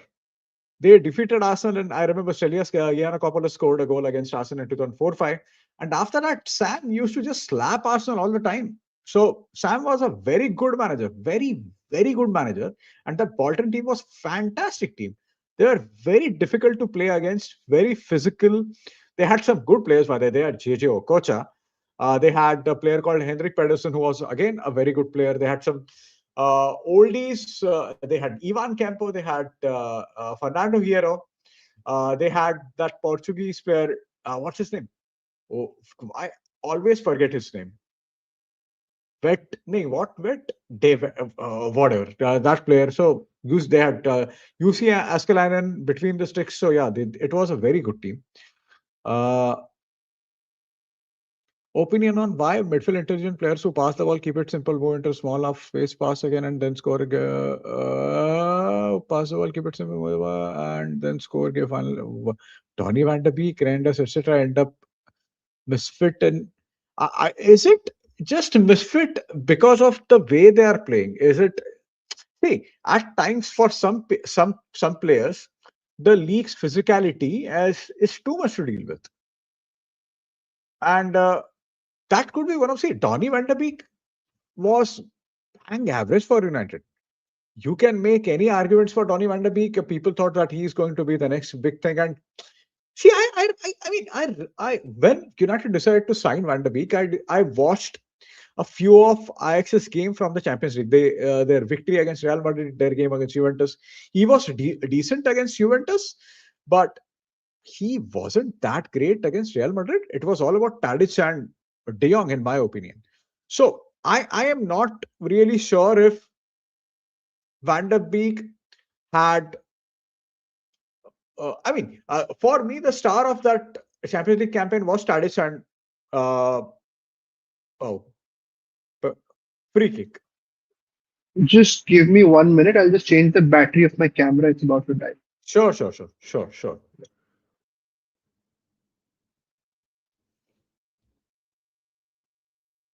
I was playing with them on FIFA 06 career mode waterfront squad. A fantastic squad, fantastic team. Gary Speed. Oh, I forgot about him. Rest in peace, Gary Speed.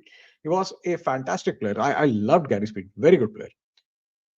One question: why is modern generation all managers are midfield? See, what I think is see your defenders and attackers. They are only thinking of their zone on the pitch. Attackers don't have to think about defense. Of course, nowadays attackers press and defenders link up with in attacking play. That's a different aspect of the game altogether. But what midfielders do is they have to craft their game based on attack and defense. So they have to think of the entire pitch. They have to think of a lot of other positions because if you don't have a good midfield, there is a good chance that your attack is going to fuck up and your defense is going to fuck up. We saw what happened with Man City last season when Rodri was not playing, when he got injured. We saw what happened with them. We saw what happened with Manchester United in the past when Roy Keane got injured.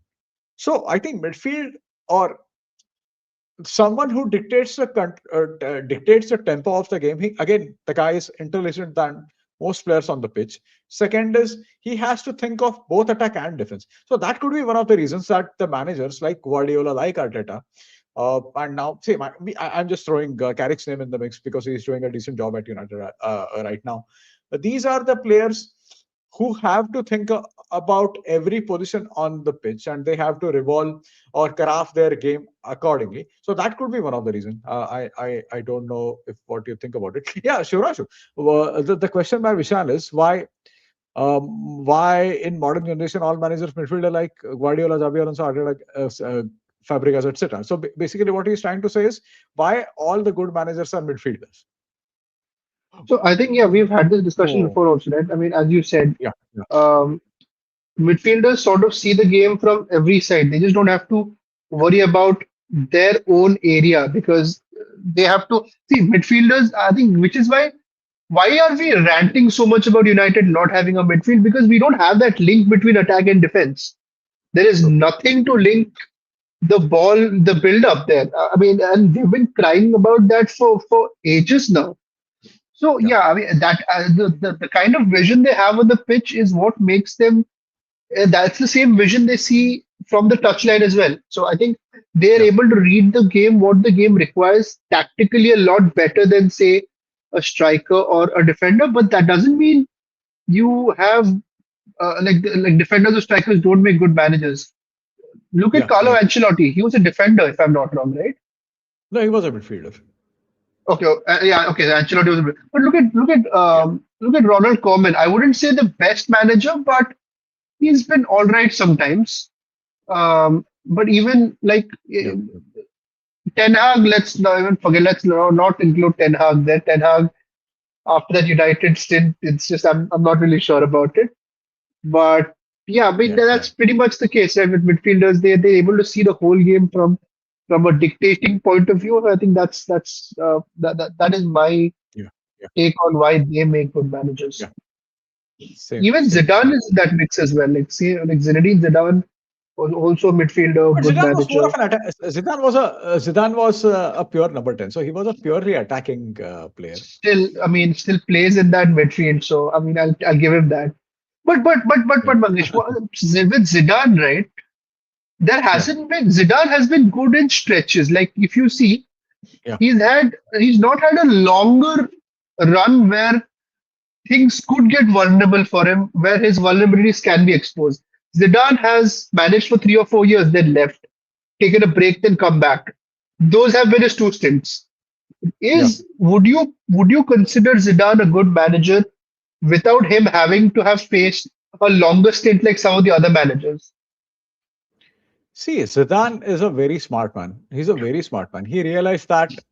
Uh, oh, he realized that he was a perfect fit at Real Madrid, and he Hmm. knows that he is a proper fit at France. So there are reports of Zidane taking over from Didier Deschamps after the World Cup. So Yeah. if Zidane becomes France manager, I mean, you're one of your greatest, probably your greatest player of all time. What else do you need? Yes. What kind of motivation do you need? Uh, Yes. Amazing. I mean, I think, see, when Zidane becomes France's manager, I think the whole world would want France to win, to be very honest. Because I Definitely. actually, our generation loved Zidane. I can't, probably some Italian fans, except for them, after whatever happened in the World Cup final, but still, yeah, but he is that one player that every rival, even rivals respected, right? So I mean, I see a lot of say Barca fans uh, taking pot shots at Ronaldo. A lot of Real fans taking pot shots at Messi. I don't know any Barca fans who take pot shots at Zidane. Yeah. He was widely respected. At his best, Zidane was just, oh my god, what a player, man, what a player. What happened there? Um, No. Real bottling is happening in La Liga, except for Madrid games. Did something else happen? but I think he's referring to them losing to Osasuna today. I think he's referring to that. Oh, okay, okay, okay. Hmm. Neres was so underrated in that thing for me personally. Yeah, Tony was.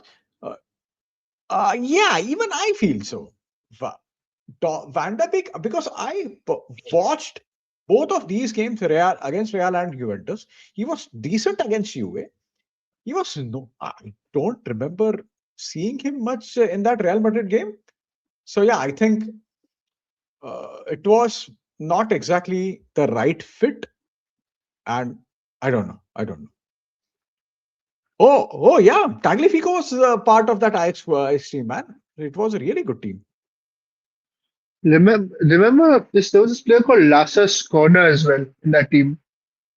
Yeah, yeah, yeah, yeah. Defensive midfielder scope. I think I remember him giving that scoring that brilliant goal from like a really tough angle from a free kick against. I Yeah. think it was Madrid. I think in that win. Did he score in that game, That Madrid game?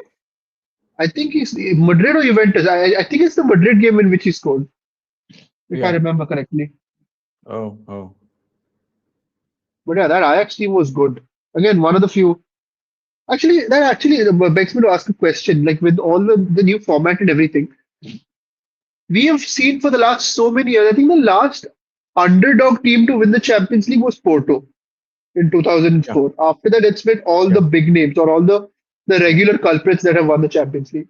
Yeah. Will we Yeah. ever again see someone like a Porto or a Nottingham Forest or a Benfica win the Champions League ever again? Given the No, current I don't think so. situation, I don't think I so. don't think so.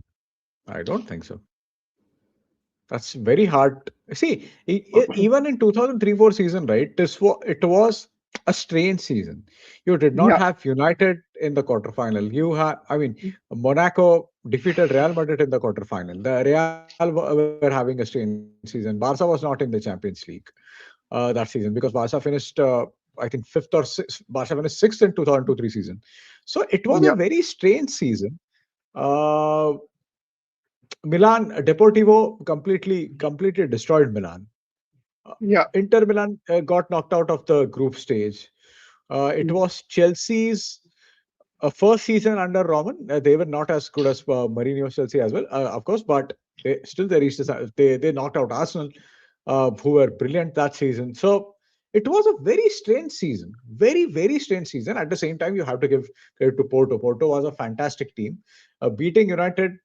Even though United wasn't at their best, they were good enough to beat Porto. And I still think because of that damn offside call, that stupid referee. But I mean, these things happen, right? Every team needs some luck when they are doing exactly. in when they have a great campaign. So yeah, so you have to give them credit for that. They were an excellent team. And what happened was that, see, in 2002-3 season, there was no round of 16. So in Mm, 2002-3 season, you had two two group stages. So after first group stage, there was second group stage, and then mm, you had the quarterfinals right away. So in 2002-3 season quarterfinals, you had all the champion teams. You had United versus Real Madrid. You had Barca versus Juventus, which, in my opinion, is one of the best games I've ever seen in European football. It was a fantastic game. You had so Barca Juventus. You had Ajax and was it Milan and Ajax and Inter and Valencia. So eight big names you had in the quarterfinal. I don't remember last time. I don't remember after that. When did it happen? After that, I don't recall. It was a fantastic Champions League campaign. So I don't see that happening again. Also, the 2003-4 season was not just a weird season for club football, even for international football as well. I mean, Greece won the Euros Yeah, that Greece. season. So, But that's the thing, right? So the basically that was the season. That was the time when the defensive influence or Iberian influence of Benitez and Mourinho was increasing. And yeah, Greece had a manager in Otto Rahagel who was manager of Kaiserslautern when they won the league Bundesliga in 97. I think was it 97 98? It could have been 97 98. So they had that manager. So it was a very strange season. At the same time, the what you can say, the transition or the tactical change that was happening in the world, based on that, Greece was the perfect team to win that title because Greece were like Porto. Of course, Greece was more defensive. Porto had lot of quality players. Greece did not, but they had the same profile. And I still think, if not for Pavel Nedved's injury, uh, Czech Republic could have won that Euros. They were that good. They were fantastic in that Euros. But Pavel Nedved got injured in the semi-final, and I mean, their poor Czech Republic. Their It was a really tragic game to watch. If you have watched it, if you get a chance, go watch the highlights of that game. If I not will. the I full will. game, it was a fantastic game. In Yeah. fact, I think I'll try to find the full replay of it on this website. I know because Yeah, even I highlights. have one website bookmark. But yeah, share that website with me as well. Yeah, Sure, sure, sure. Now, what I would give anything to have such a year in football again, where you just don't know what is in store. Like, yeah, imagine Aston Villa ends up winning the Premier League. yeah, Sort of like Newcastle wins the Champions League with something. Lens yeah, wins yeah. the league, and so like an unpredictable year. Maybe Bodo Glimt wins the Champions League. That's not going to happen, but Maybe Bodo Glimt wins the Champions League. Who the fuck knows? yeah, And maybe Scott McTominay Scotland win the Euros. You know, with how with yeah, aura farming Scott McTominay right now. yeah, yeah. What a guy! I love that guy. What a guy! I love that things are working out fantastically for him at Napoli. Yeah, I yeah, really do. yeah. So yeah, it looks like the Uh, game sort of slowed down a little bit. no, again, it has started going. Oh, lovely. Okay. Come on. Oh, beauty, beauty! Come on, guys. Come on. No, no, no. Good defending. Good defending by Etnari. It's not a Bodo Glimt is corner, I winning think. this year.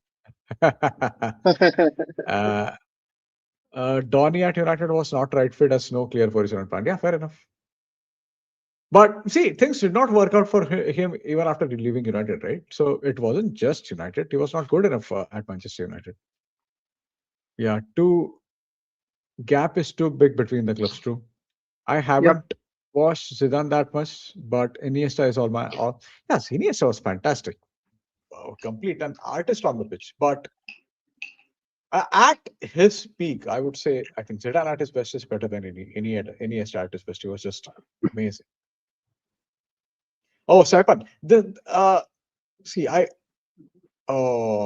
Roy Keane, I am a huge admirer of Roy Keane, and now Roy Keane is a household name because of Sky. But there was a time when Roy Keane, after retiring as a player, and he was a manager, he used to manage first Sunderland, after that Ipswich, and I mean, people used to hear about Roy Keane from odd interviews in the newspaper, and his reputation was pretty tarnished, and he is a misunderstood man. If you read his autobiography, the first autobiography, it's a fantastic read. And what happened in Saipan, oh my God, the guy. I mean, people talk about, see, I have nothing but respect for Steven Gerrard, but what Roy Keane did with Ireland was something else. By the way, Kieran Trippier has a yellow card. But what Roy Keane did with Ireland was something else. He was just sensational for them. In 2002 World Cup, the World Cup that he missed, in the group stage of the qualifying round, they had Netherlands and Portugal, and they finished at the top of that group. So and it was mainly due to Roy Keane, and had Roy Keane played in 2002 World Cup, in my opinion, they had a chance to reach even semi-final. I'm not exaggerating this at all. They could have reached semi-final. They had a chance of reaching semi-final. They were that good. So without Roy Keane, they reached the round of 16. But with Roy Keane, they could have reached the semi-final because he was that driving. He was such a driving force. Maybe they could have. Okay. Zidane is Larry Bird of football, short but great coaching. Larry Bird is Lakers, right? So Larry Bird is a Celtics legend, Okay. Boston Celtics. Yeah. Okay. So what is the comment again? Um, Zidane is a Larry Bird of football. Short but yeah, yeah. So basically, Larry Bird also like as a player, he was one of the greatest players ever to step on a Okay. basketball court. one of the Okay. greatest shooters as well. But even as a coach, right, he had these short coaching stints where he did really well, and even as an executive as well. So yeah, pretty good. Like that's a good analogy there. It's a good comparison. But was he the Lakers coach or Celtics coach? No, he was with the Pacers. So he was with Okay. the Indiana Pacers. Let me just quickly double check if I'm getting my facts right. Uh,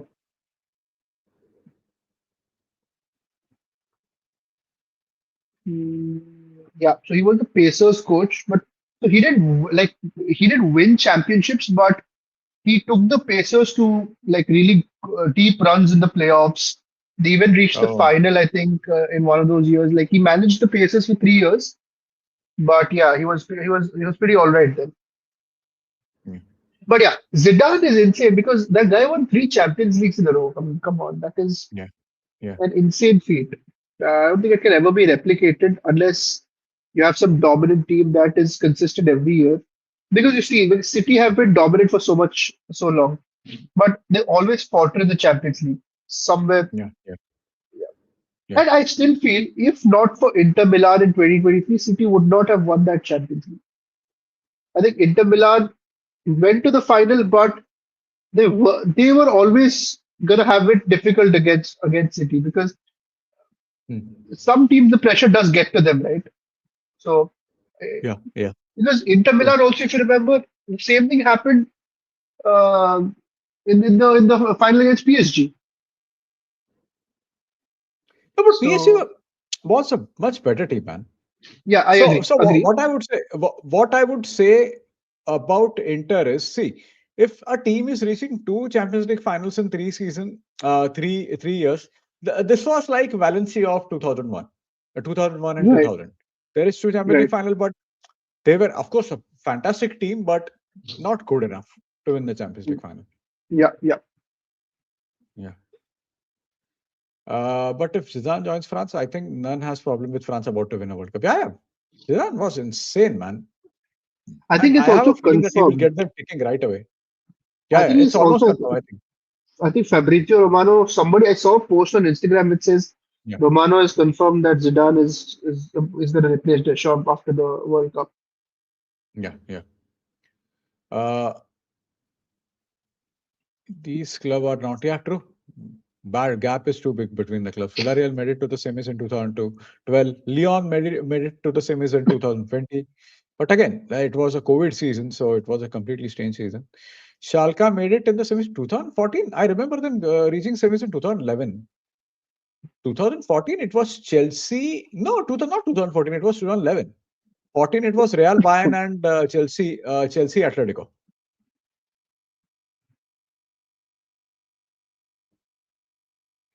Fingers crossed for UCL number 3 at the bridge this year. You think so? Oh, Bernardo. Chelsea, with the way they're blowing hot and cold,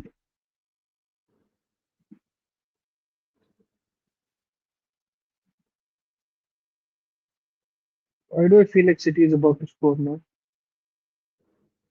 Yeah, they just might. Okay, no, no, no, no, it's cleared. Benny McCarthy hero. Yeah, he had a good tournament for Porto. A handball. No.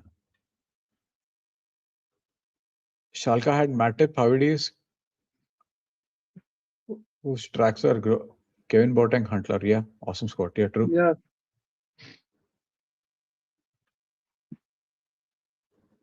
Yeah, I mean the 2002 World Cup at Korea and Turkey in the semis, it could have happened. Yeah, yeah, of course. Roy Keane.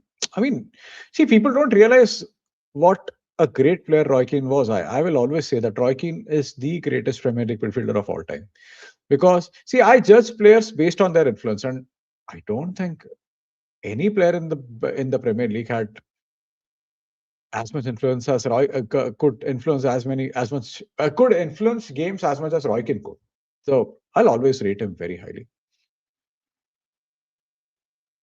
some players you can only know how good they were if you watch them play.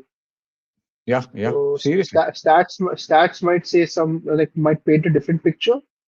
But see, Yeah, if you look at stats, people won't give Waza the respect he deserves. But if you've seen Waza play, You know how Of course. important of a player he was. Like, Yeah, Father was just amazing, man. I Amazing. mean, you would realize that why people say that if there's one player I have in my team, I have WhatsApp. You see that because you only know that if you've seen him play. Yeah, true. Very true.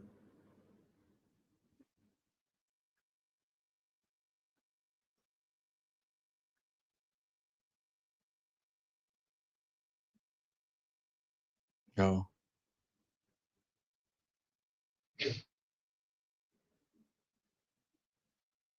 Good game, but Newcastle aren't lethal now. Yeah, Sometime it's back just they were really up for it. Right now they yeah. aren't. City has still kept the intensity up to some extent, Yeah.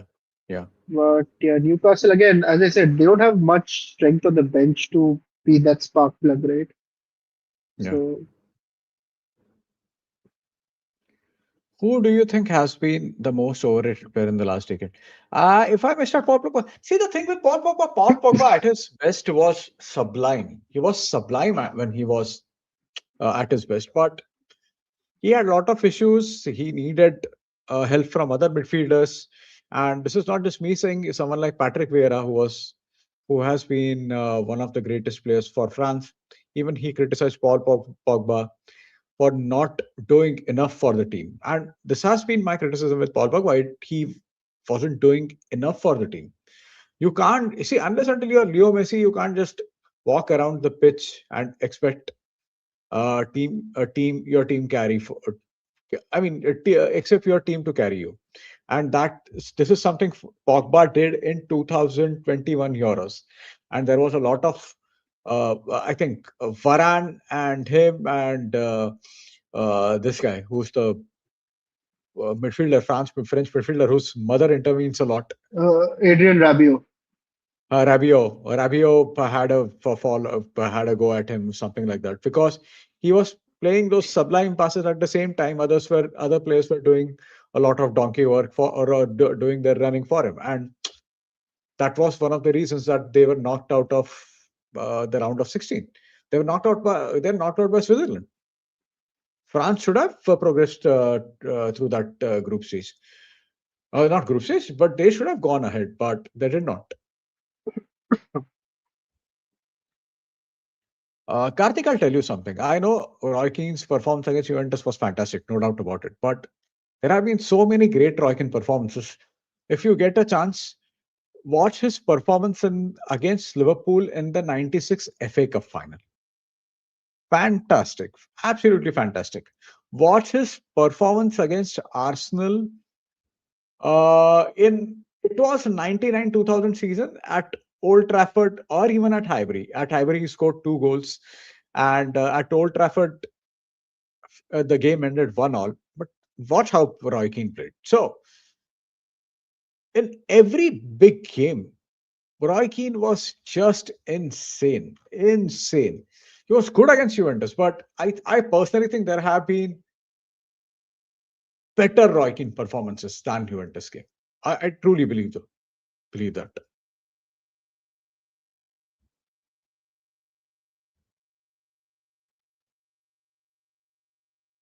Okay, so Newcastle have corner right now, and Hall is taking it.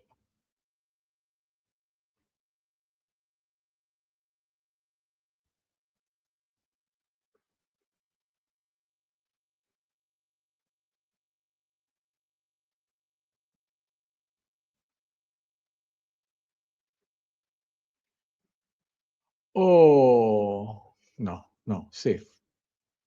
The Spice was the, but that's the thing, right? That Spice. I mean, Fergie completely sort of after watching their Armani white tux, no white jacket. What do you call it?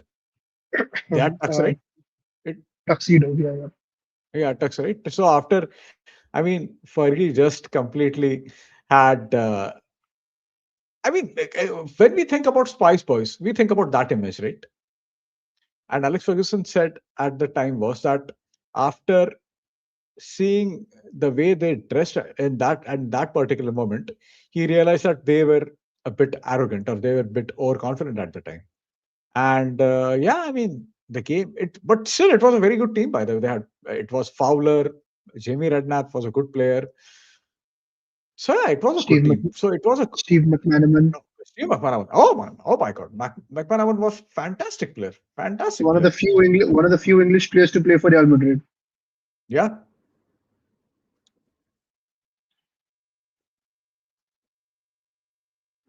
he scored in the Champions League final, by the way. So he was a very good player, man. Okay, Shivra, Aditya is asking you to share the detail of the website that you were mentioning. So if you are talking about full replays of football matches, there is a website called Footballia, Yeah, exactly. Exactly. That's the Footballia. website I was So mentioning. I use that. Well, most of the games have full match replays, but there might be a few games that you might find highlights or say extended highlights. So, but yeah, you'll find most of the games there.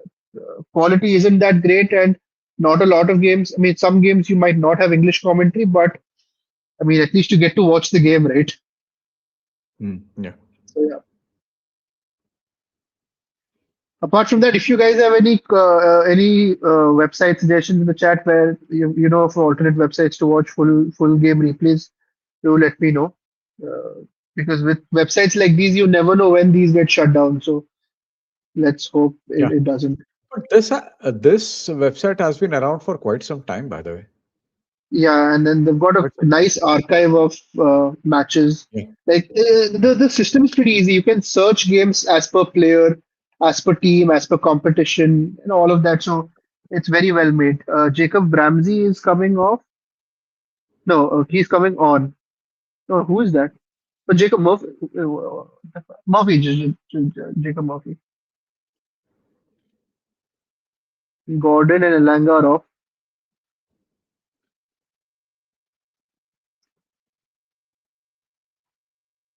Elanga has gone, Willock has Uh, gone, and Gordon has gone. Yeah. yeah.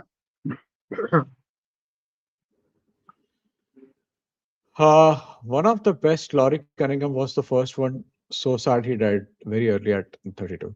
I don't know. I don't know how many people know this, but Laurie Cunningham also played for Manchester United. Only on a brief stint, but yeah, he did play for United. I think he was on Really? loan there. Yeah, yeah. He, Okay, I hang think he on. played, I think 10, probably 10, 12 games for United on a loan spell. We were talking about a footballer from the 1970s, probably. Oh yeah, he was on loan for like he played like 5 games for us. Oh, yeah, yeah, So Madrid sent him on loan to us. yeah. Oh, was it Madrid? Oh, okay, okay. Madrid sent him on loan. Yeah, so Real Madrid sent him on loan to United. Then after Hmm, that, he went on loan to Sporting Gijon, hmm, and that was the end of his Madrid career. hmm.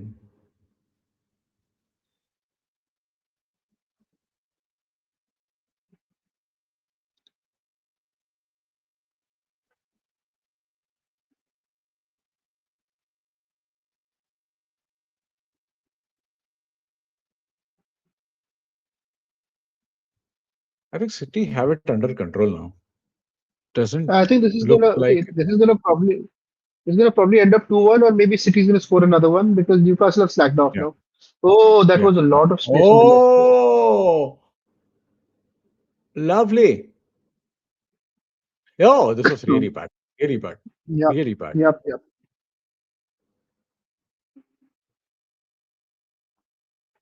What the fuck was he doing?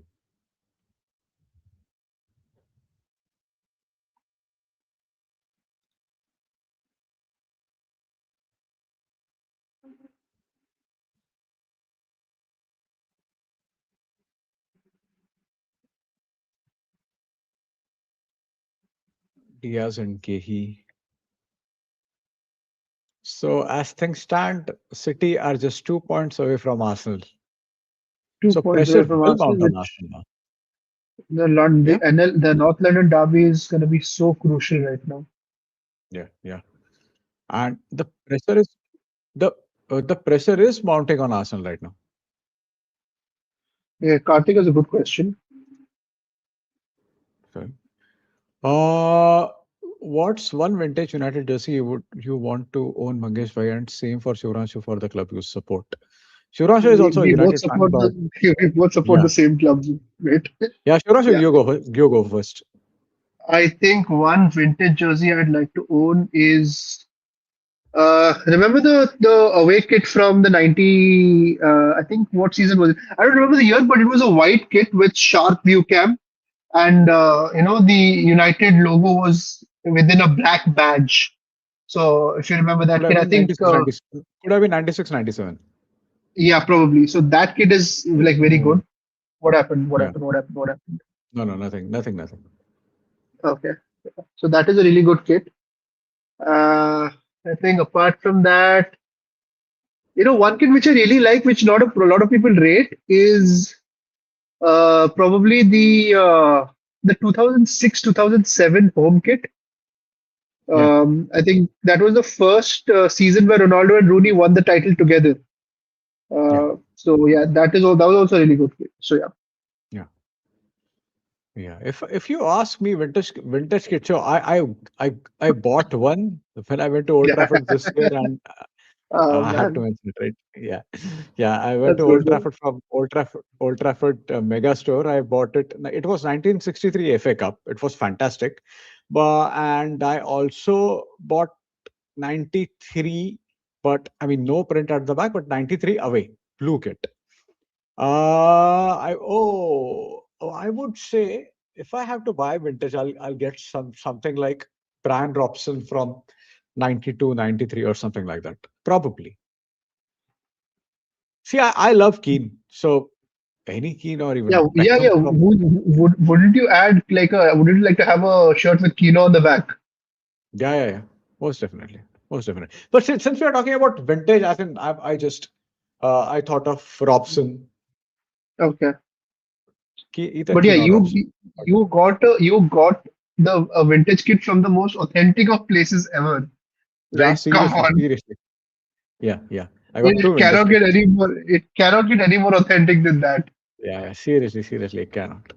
अब मतलब अगर बंदा वो shirt को देख के बोल रहा है कि ये फेक है तूने कहीं तो ऐसा कोलाबा कान कॉन्वेंट से के उठाया है भोसड़ी के मैं बोला भोसड़ी के भाई यूनाइटेड के स्टोर से उठा है, इससे ज्यादा ऑथेंटिक हो ही नहीं सकता है इससे नहीं तो क्या है भोसड़ी के ऐसा कोई भोसड़ी के ऐसा बोलता है कान के नीचे बजाएगा उसका ऐसा कुछ चूतिया बोला तो बट अरे ये या मोहम्मद अली रोड पे मिलता है कार्टर्स रोड पे मिलेगा 150 रुपए का हाँ 200 रुपए का मैं तेरे को देता है हाँ लाइक फक ऑफ मैन हाँ हाँ मेरे को याद है I think back in the day I think it could have been 2008 9 और ये तभी not many people used to wear sharp jerseys, right? So हाँ I remember seeing sharp jersey from 98, 99 with, I think, was it Giggs on the back? Could have been Giggs हाँ or Keen. So I went and talked to the guy कि अरे यार किधर से लिया sort of तो बोला अरे पता नहीं यार भाई लेके आया बोला भोसड़ी के साला तेरे को पता नहीं है भोसड़ी के तेरी औकात है वो साला 20 साल जो पुराना तेरे को जर्सी पहनने का I remember I did not say anything at all but poor guy खाली फुकट मेरे से गाली खाया मतलब मैं मनी मन में मैंने बहुत गाली दिया उसको बट गाली खाया मेरे से oh man oh man Yeah. If you get a chance to be in the dressing room of one match from the past, which one will you choose? I think dressing room. 99 I would Champions not. League final Yeah, 99 but Champions League dressing room. final In what? I don't know. yeah If you talk about maybe just, yeah I mean, if you talk about just watching the game, it has to be the '99 Champions League final just for the atmosphere. Because for neutral, it was a pretty one-sided game because Bayern were just tonking us. I think he's meaning maybe like an intense game jump. There was a lot of halftime. Oh, you know what? You know what? You know what? One. If I want to be part of a dressing room, I think I'll choose the game where Mourinho tells Balotelli, "Do not. You're on a yellow card. Do not commit a foul," and then he goes next minute gets a red card because Milito was Yeah, injured in that game. I think I want yeah, to yeah, be yeah, part of yeah. that dressing room. Yeah, yeah, I think I want to be part of that You dressing said room. And I told Mario, the way Mourinho tells it is so fascinating. I told Mario, Yeah. nothing to I mean, it. I can Oh, pretty much imagine Mario. Please do not uh, have Milito. You. Go out there, play with your Yeah, head. Do not commit a foul. yeah, Do not touch anyone. yeah, Do not get yeah, provoked. If anyone talks to you, you walk away. The next minute he goes, gets a fucking red card out of the game. yeah, yeah, yeah, yeah, yeah. Oh man. Aisha, but that was amazing. For me, Karthik is saying for me, it's Chelsea colors from 97 or the Chelsea covered or one. Yeah, Chelsea 97. Yeah, it was the FA Cup winning team under Ruud Gullit.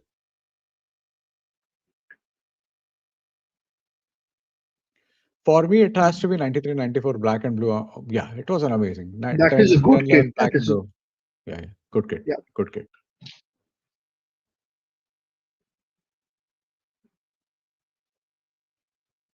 Yeah, I love learning about football history. So interesting. You'll sure should historical discussions we will make. Yeah, I love reading about football history and cricket history. So it's fun to do that. I don't think it has much audience for that, but yeah, I love it. I absolutely love it. Guys, if you really like for like historical football discussions, check out a page called Vintage to War on Instagram. There's some amazing write-ups there. And yeah, Not enough. do give it a do check it out. You're gonna like what you see there. Thank you so much. Thank you so much, Shivranshi. Yeah, yeah. Please do go and check out that page. It's a You know decent what? page, but yeah, I'm gonna drop it in the chat just so that yeah, you yeah. guys Thank you get to for the that. right Yeah. you get to the right address. You do wrong number पे call नहीं लगेगा. Yeah, yeah. For me, I would like to see Alex Ferguson give head attitude to someone. I'd be really scared watching that. I'd be really scared watching that. Fergie giving a head attitude. Just imagine grown man being scared of Alex Ferguson.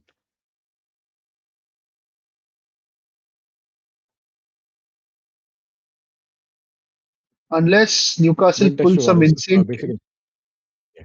yeah. No, nothing. That's not Unless going to happen. unless Newcastle pull out some insane cat from the bag, this is a done deal. Yeah, yeah. So it's sort of your move, Arsenal now. Wait, so hang on. I mean, so Mangesh, would you like to talk about Vintage to War for a couple of seconds? Give the audience Oh, what that page oh, is okay. about. Okay. So basically, Vintage to war, I started that page. The point was to I like writing about sports in general. So the point was to write about it. Right. Initially, I decided that I'll write one post every day from January. So by the end of this year, I'll have 365 posts. But that did not happen. The podcast and the editing eats up a lot of my time. But very soon I'll start writing about it. So yeah, thank you so Shivranshu for that. So There's guys, yeah, go on. basically show some support so that Mangesh gets the motivation to, not miss out on posting on that. So go up Yeah, there, yeah, hit the follow button, and maybe tell Mangesh to start churning out posts on that on a regular basis. So yeah, yeah, come on. yeah. I shall do that very soon. Yeah. There is Karthik is saying there is a channel called False Nine, brilliant for British football history. Got to check that out.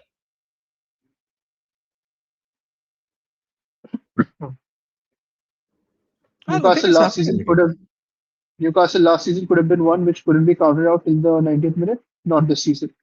Yeah, Yeah, yeah. I mean, there's a big difference there. So quality, and also they lost. I mean, I think the whole Isak situation at the start of the year sort of rattled or played with them very, yeah, very yeah. much. So yeah, Yeah, I good think point actually. That really rattled them, right? yeah. I mean, because it was so he was skipping trainings. There was this whole atmospheric issue around the club. The vibes were not good. Yeah, It's never good for the atmosphere around a club when things like that happen. So I mean, basically after effects of that entire debacle. yeah, true. No, I think City will keep the ball and just frustrate Newcastle. Also, when was the last time you saw City play Savinho? I have not seen him play for a long time.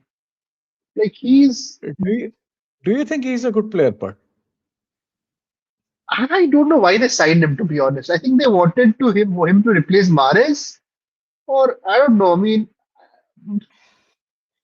I mean, Savinio is one of those. I think Savinio, he might be better than I'm pretty sure he's better than what I'm making him out to be. But he's one of those system players who plays well in a system, and Yeah, I find him irritating. I find him irritating. I just couldn't care about. Oh, fuck! Almost. Oh, Good save, Nick Pope. Good save. oh, two. Yeah, yeah. And yes, that rattled Isaac as well. That is true. And now he's injured. Isak's probably out for the season, right? If I'm not wrong. Yeah, yeah. I'm not sure if he's out for the out for the season, but yeah, he's out for a long time. And just as we say, Tonali is down again. Oh my God.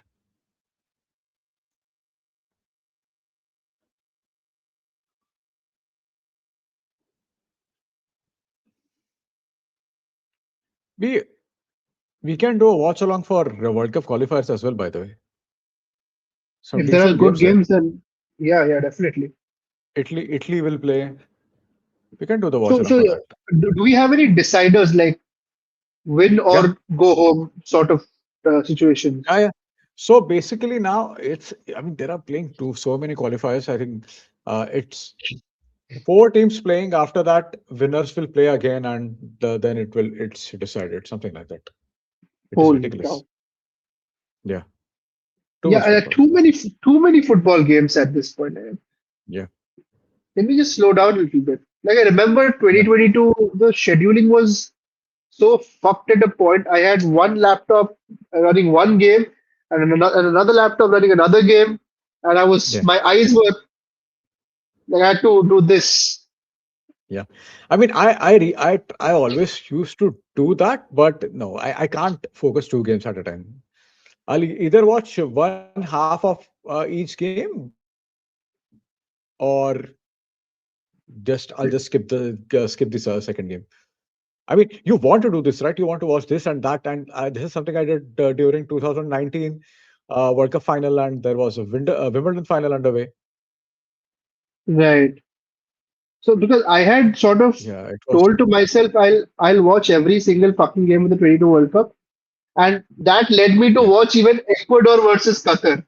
So yeah, yeah.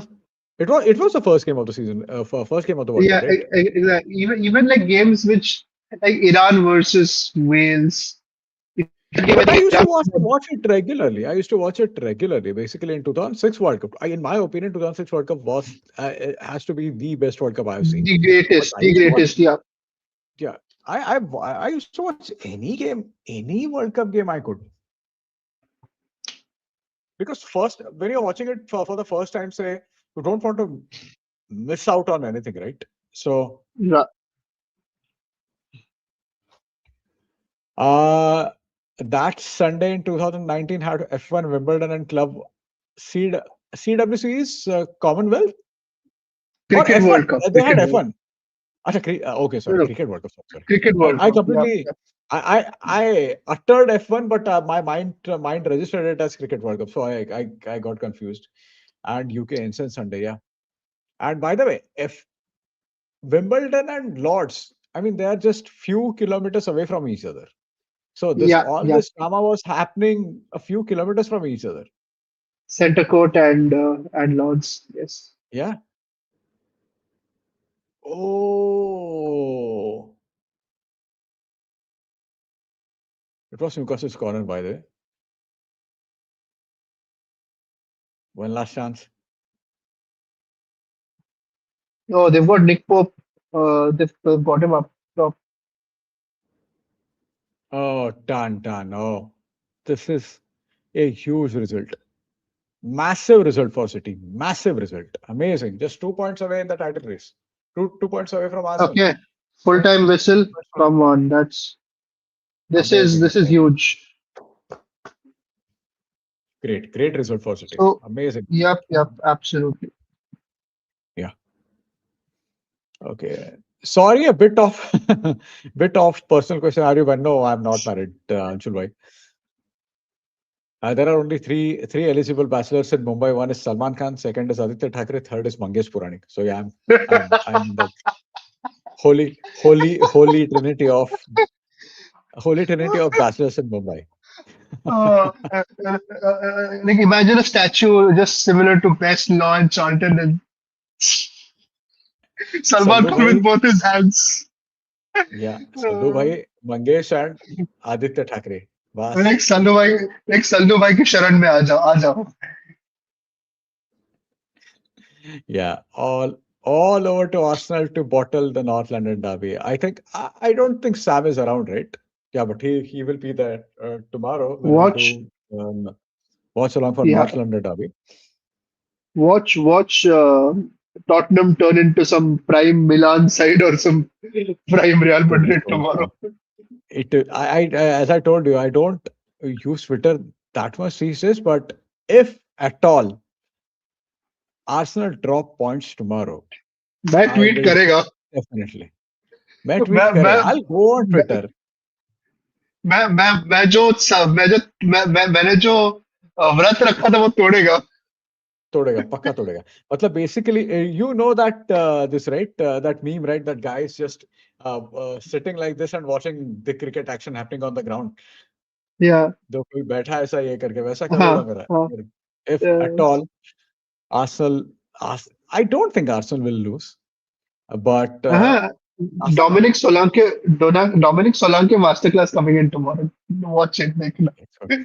And for the watch along we also have an Arsenal fan Deepak who is very knowledgeable by the way so he will बस be there tomorrow.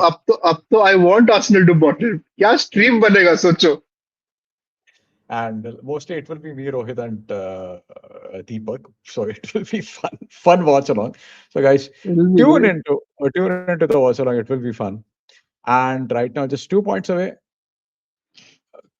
Gallagher masterclass. Yeah, it will be fun. It will be fun. Gallagher is gonna be By the Gallagher way, is gonna. are you watching Pep's reaction? It's insane. He looks so What relieved. happened? Yeah, I saw that. I mean, even the All players the were players, like, they're like, fuck. yeah, I mean, this is quite something, right? I mean, all of a sudden they have started believing. You Yeah, did not yep. see this kind of reaction. I mean, this is the first time we are watching them celebrate so sort of with so much passion. Yeah, exactly. Yep. So yeah, I mean, City are charged up now. They are charged up. And we Definitely, saw Pep's definitely. reaction because even we have to understand. See, Pep Guardiola is someone who put so much pressure on himself, and now he's relieved. So that's quite something. So yeah, I mean, 2 points off. They know Arsenal are gonna be facing Tottenham, where they know it could go either way. Like Tottenham on their Yeah, day could surprise anyone, and yeah, City yeah, and City also knows that Arsenal's next run of fixtures are a little tough. yeah. So I mean, it is Arsenal. If they are calm and composed, they've got this. But looks like the panic button might have just been pressed at the Emirates. And see, it's all down to Arteta. If Yeah, Arsenal fuck this up, it's not on players. It's because of Arteta. It is that simple. yeah, You can't yeah, keep yeah, blaming players all the time. These players, the players they have are good players. 3 4 yeah, years back, Arsenal were playing really good free flowing football, and at the time, all the opposition managers used to rave about the kind of how I mean they used to talk about how difficult Arsenal are to break down or to play against. So you have to. This is this is all down to Arteta. And see yeah. what happens is so after it's fun when we are just doing banter. It's so much fun to shit on Arteta and shit on Arsenal. But as you grow up, like say I'll be 40 next year. So when you grow up, you realize, oh my God, the kind of pressure these guys are under, that's immense. And even if you quite enjoy sort of you have that Schadenfreude element with you, Mm, you almost feel sorry for the guy the kind of pressure that right. he is under right now, you feel sorry for him. And I mean, I don't know what will happen. This is if they don't. win tomorrow. No, no. Even if they see, I think Aditya has made a good point. Arsenal won't lose, but they won't win either. But even if that happens, City are just. I One mean, point just off. imagine 1 point off. The next game City play, it is against. No, no, 3 points off. Sorry, not 1 point off. If Arsenal take a point No, tomorrow, with a City game in hand, right? With a game in hand. with the game in hand, exactly with the game in hand, and City Yeah. have a So better goal City. difference if I'm not wrong. Yeah. Oh no, it's Arsenal, I think. Arsenal, okay, okay, all right. They have considered less, right? They have scored more. City have scored Oh more, but yeah, of course, of course. Arsenal yeah. conceded less. Yeah. But, oh, by the way, goal differences. So Arsenal have a goal difference of 32. City have 31. Oh, this is gonna be so tight. This is going It's to be so gonna be tight. so tight. So, guys, just in case you like not ancient football history, but if you know what happened in the 1988-89 season, the Michael Thomas goal, it it was an insane season. I don't know we'll get that finished this time, but it was an insane season. I Insane. So I'll I'll take a 2011-12 season against City's favor just for revenge so sakes. so what I would say is not just because it was against United, but that Michael Thomas season for Arsenal, that 88-89 season, it was quite symbolic in the sense what happened was Hillsborough tragedy happened a few months ago. Mm, And so now there was a time when people did not know if you can play. Now there are 5 games on a day. At times there are 10, but at the time people thought that two games on the same day are too much to take. And then mm, Hillsborough happened, and after that, and I mean, two insane things. One of the biggest tragedies in football, and one of the most insane things or insane finish in English football that happened within a few months of each other. So it was quite and quite. Uh, so that had a sort of had a different meaning to that game. Also, that game, or the day of the game, that game was the only game which was played that day. So all the mm. eyes were on that Arsenal City game at Anfield. Insane game, insane. So just in case you get a chance to watch it, go and watch it. If I'm pretty sure there is a documentary about it, so go and watch that documentary. It was an insane game, and I would go ahead and say that it was better than Aguero finish. It was most definitely better than Aguero finish. Believe me, it was. By the way, So yeah, Arsenal and City are yeah, due to play in the league in April. yeah, They're due to play each other. That's gonna be if yeah, things stay neck and neck. That's gonna be probably the decider. yeah, yeah. 3 points in a game with hand. Yeah, 100%. And City are going to play Forest and Leeds in next 2 games. Arsenal are going to play Chelsea and Spurs. Yep. So, oh God, yeah, it's going to be fun. It's going to be fun. I mean, we shall have a lot of watch-alongs. That is for sure. A lot of live streams in the next few days.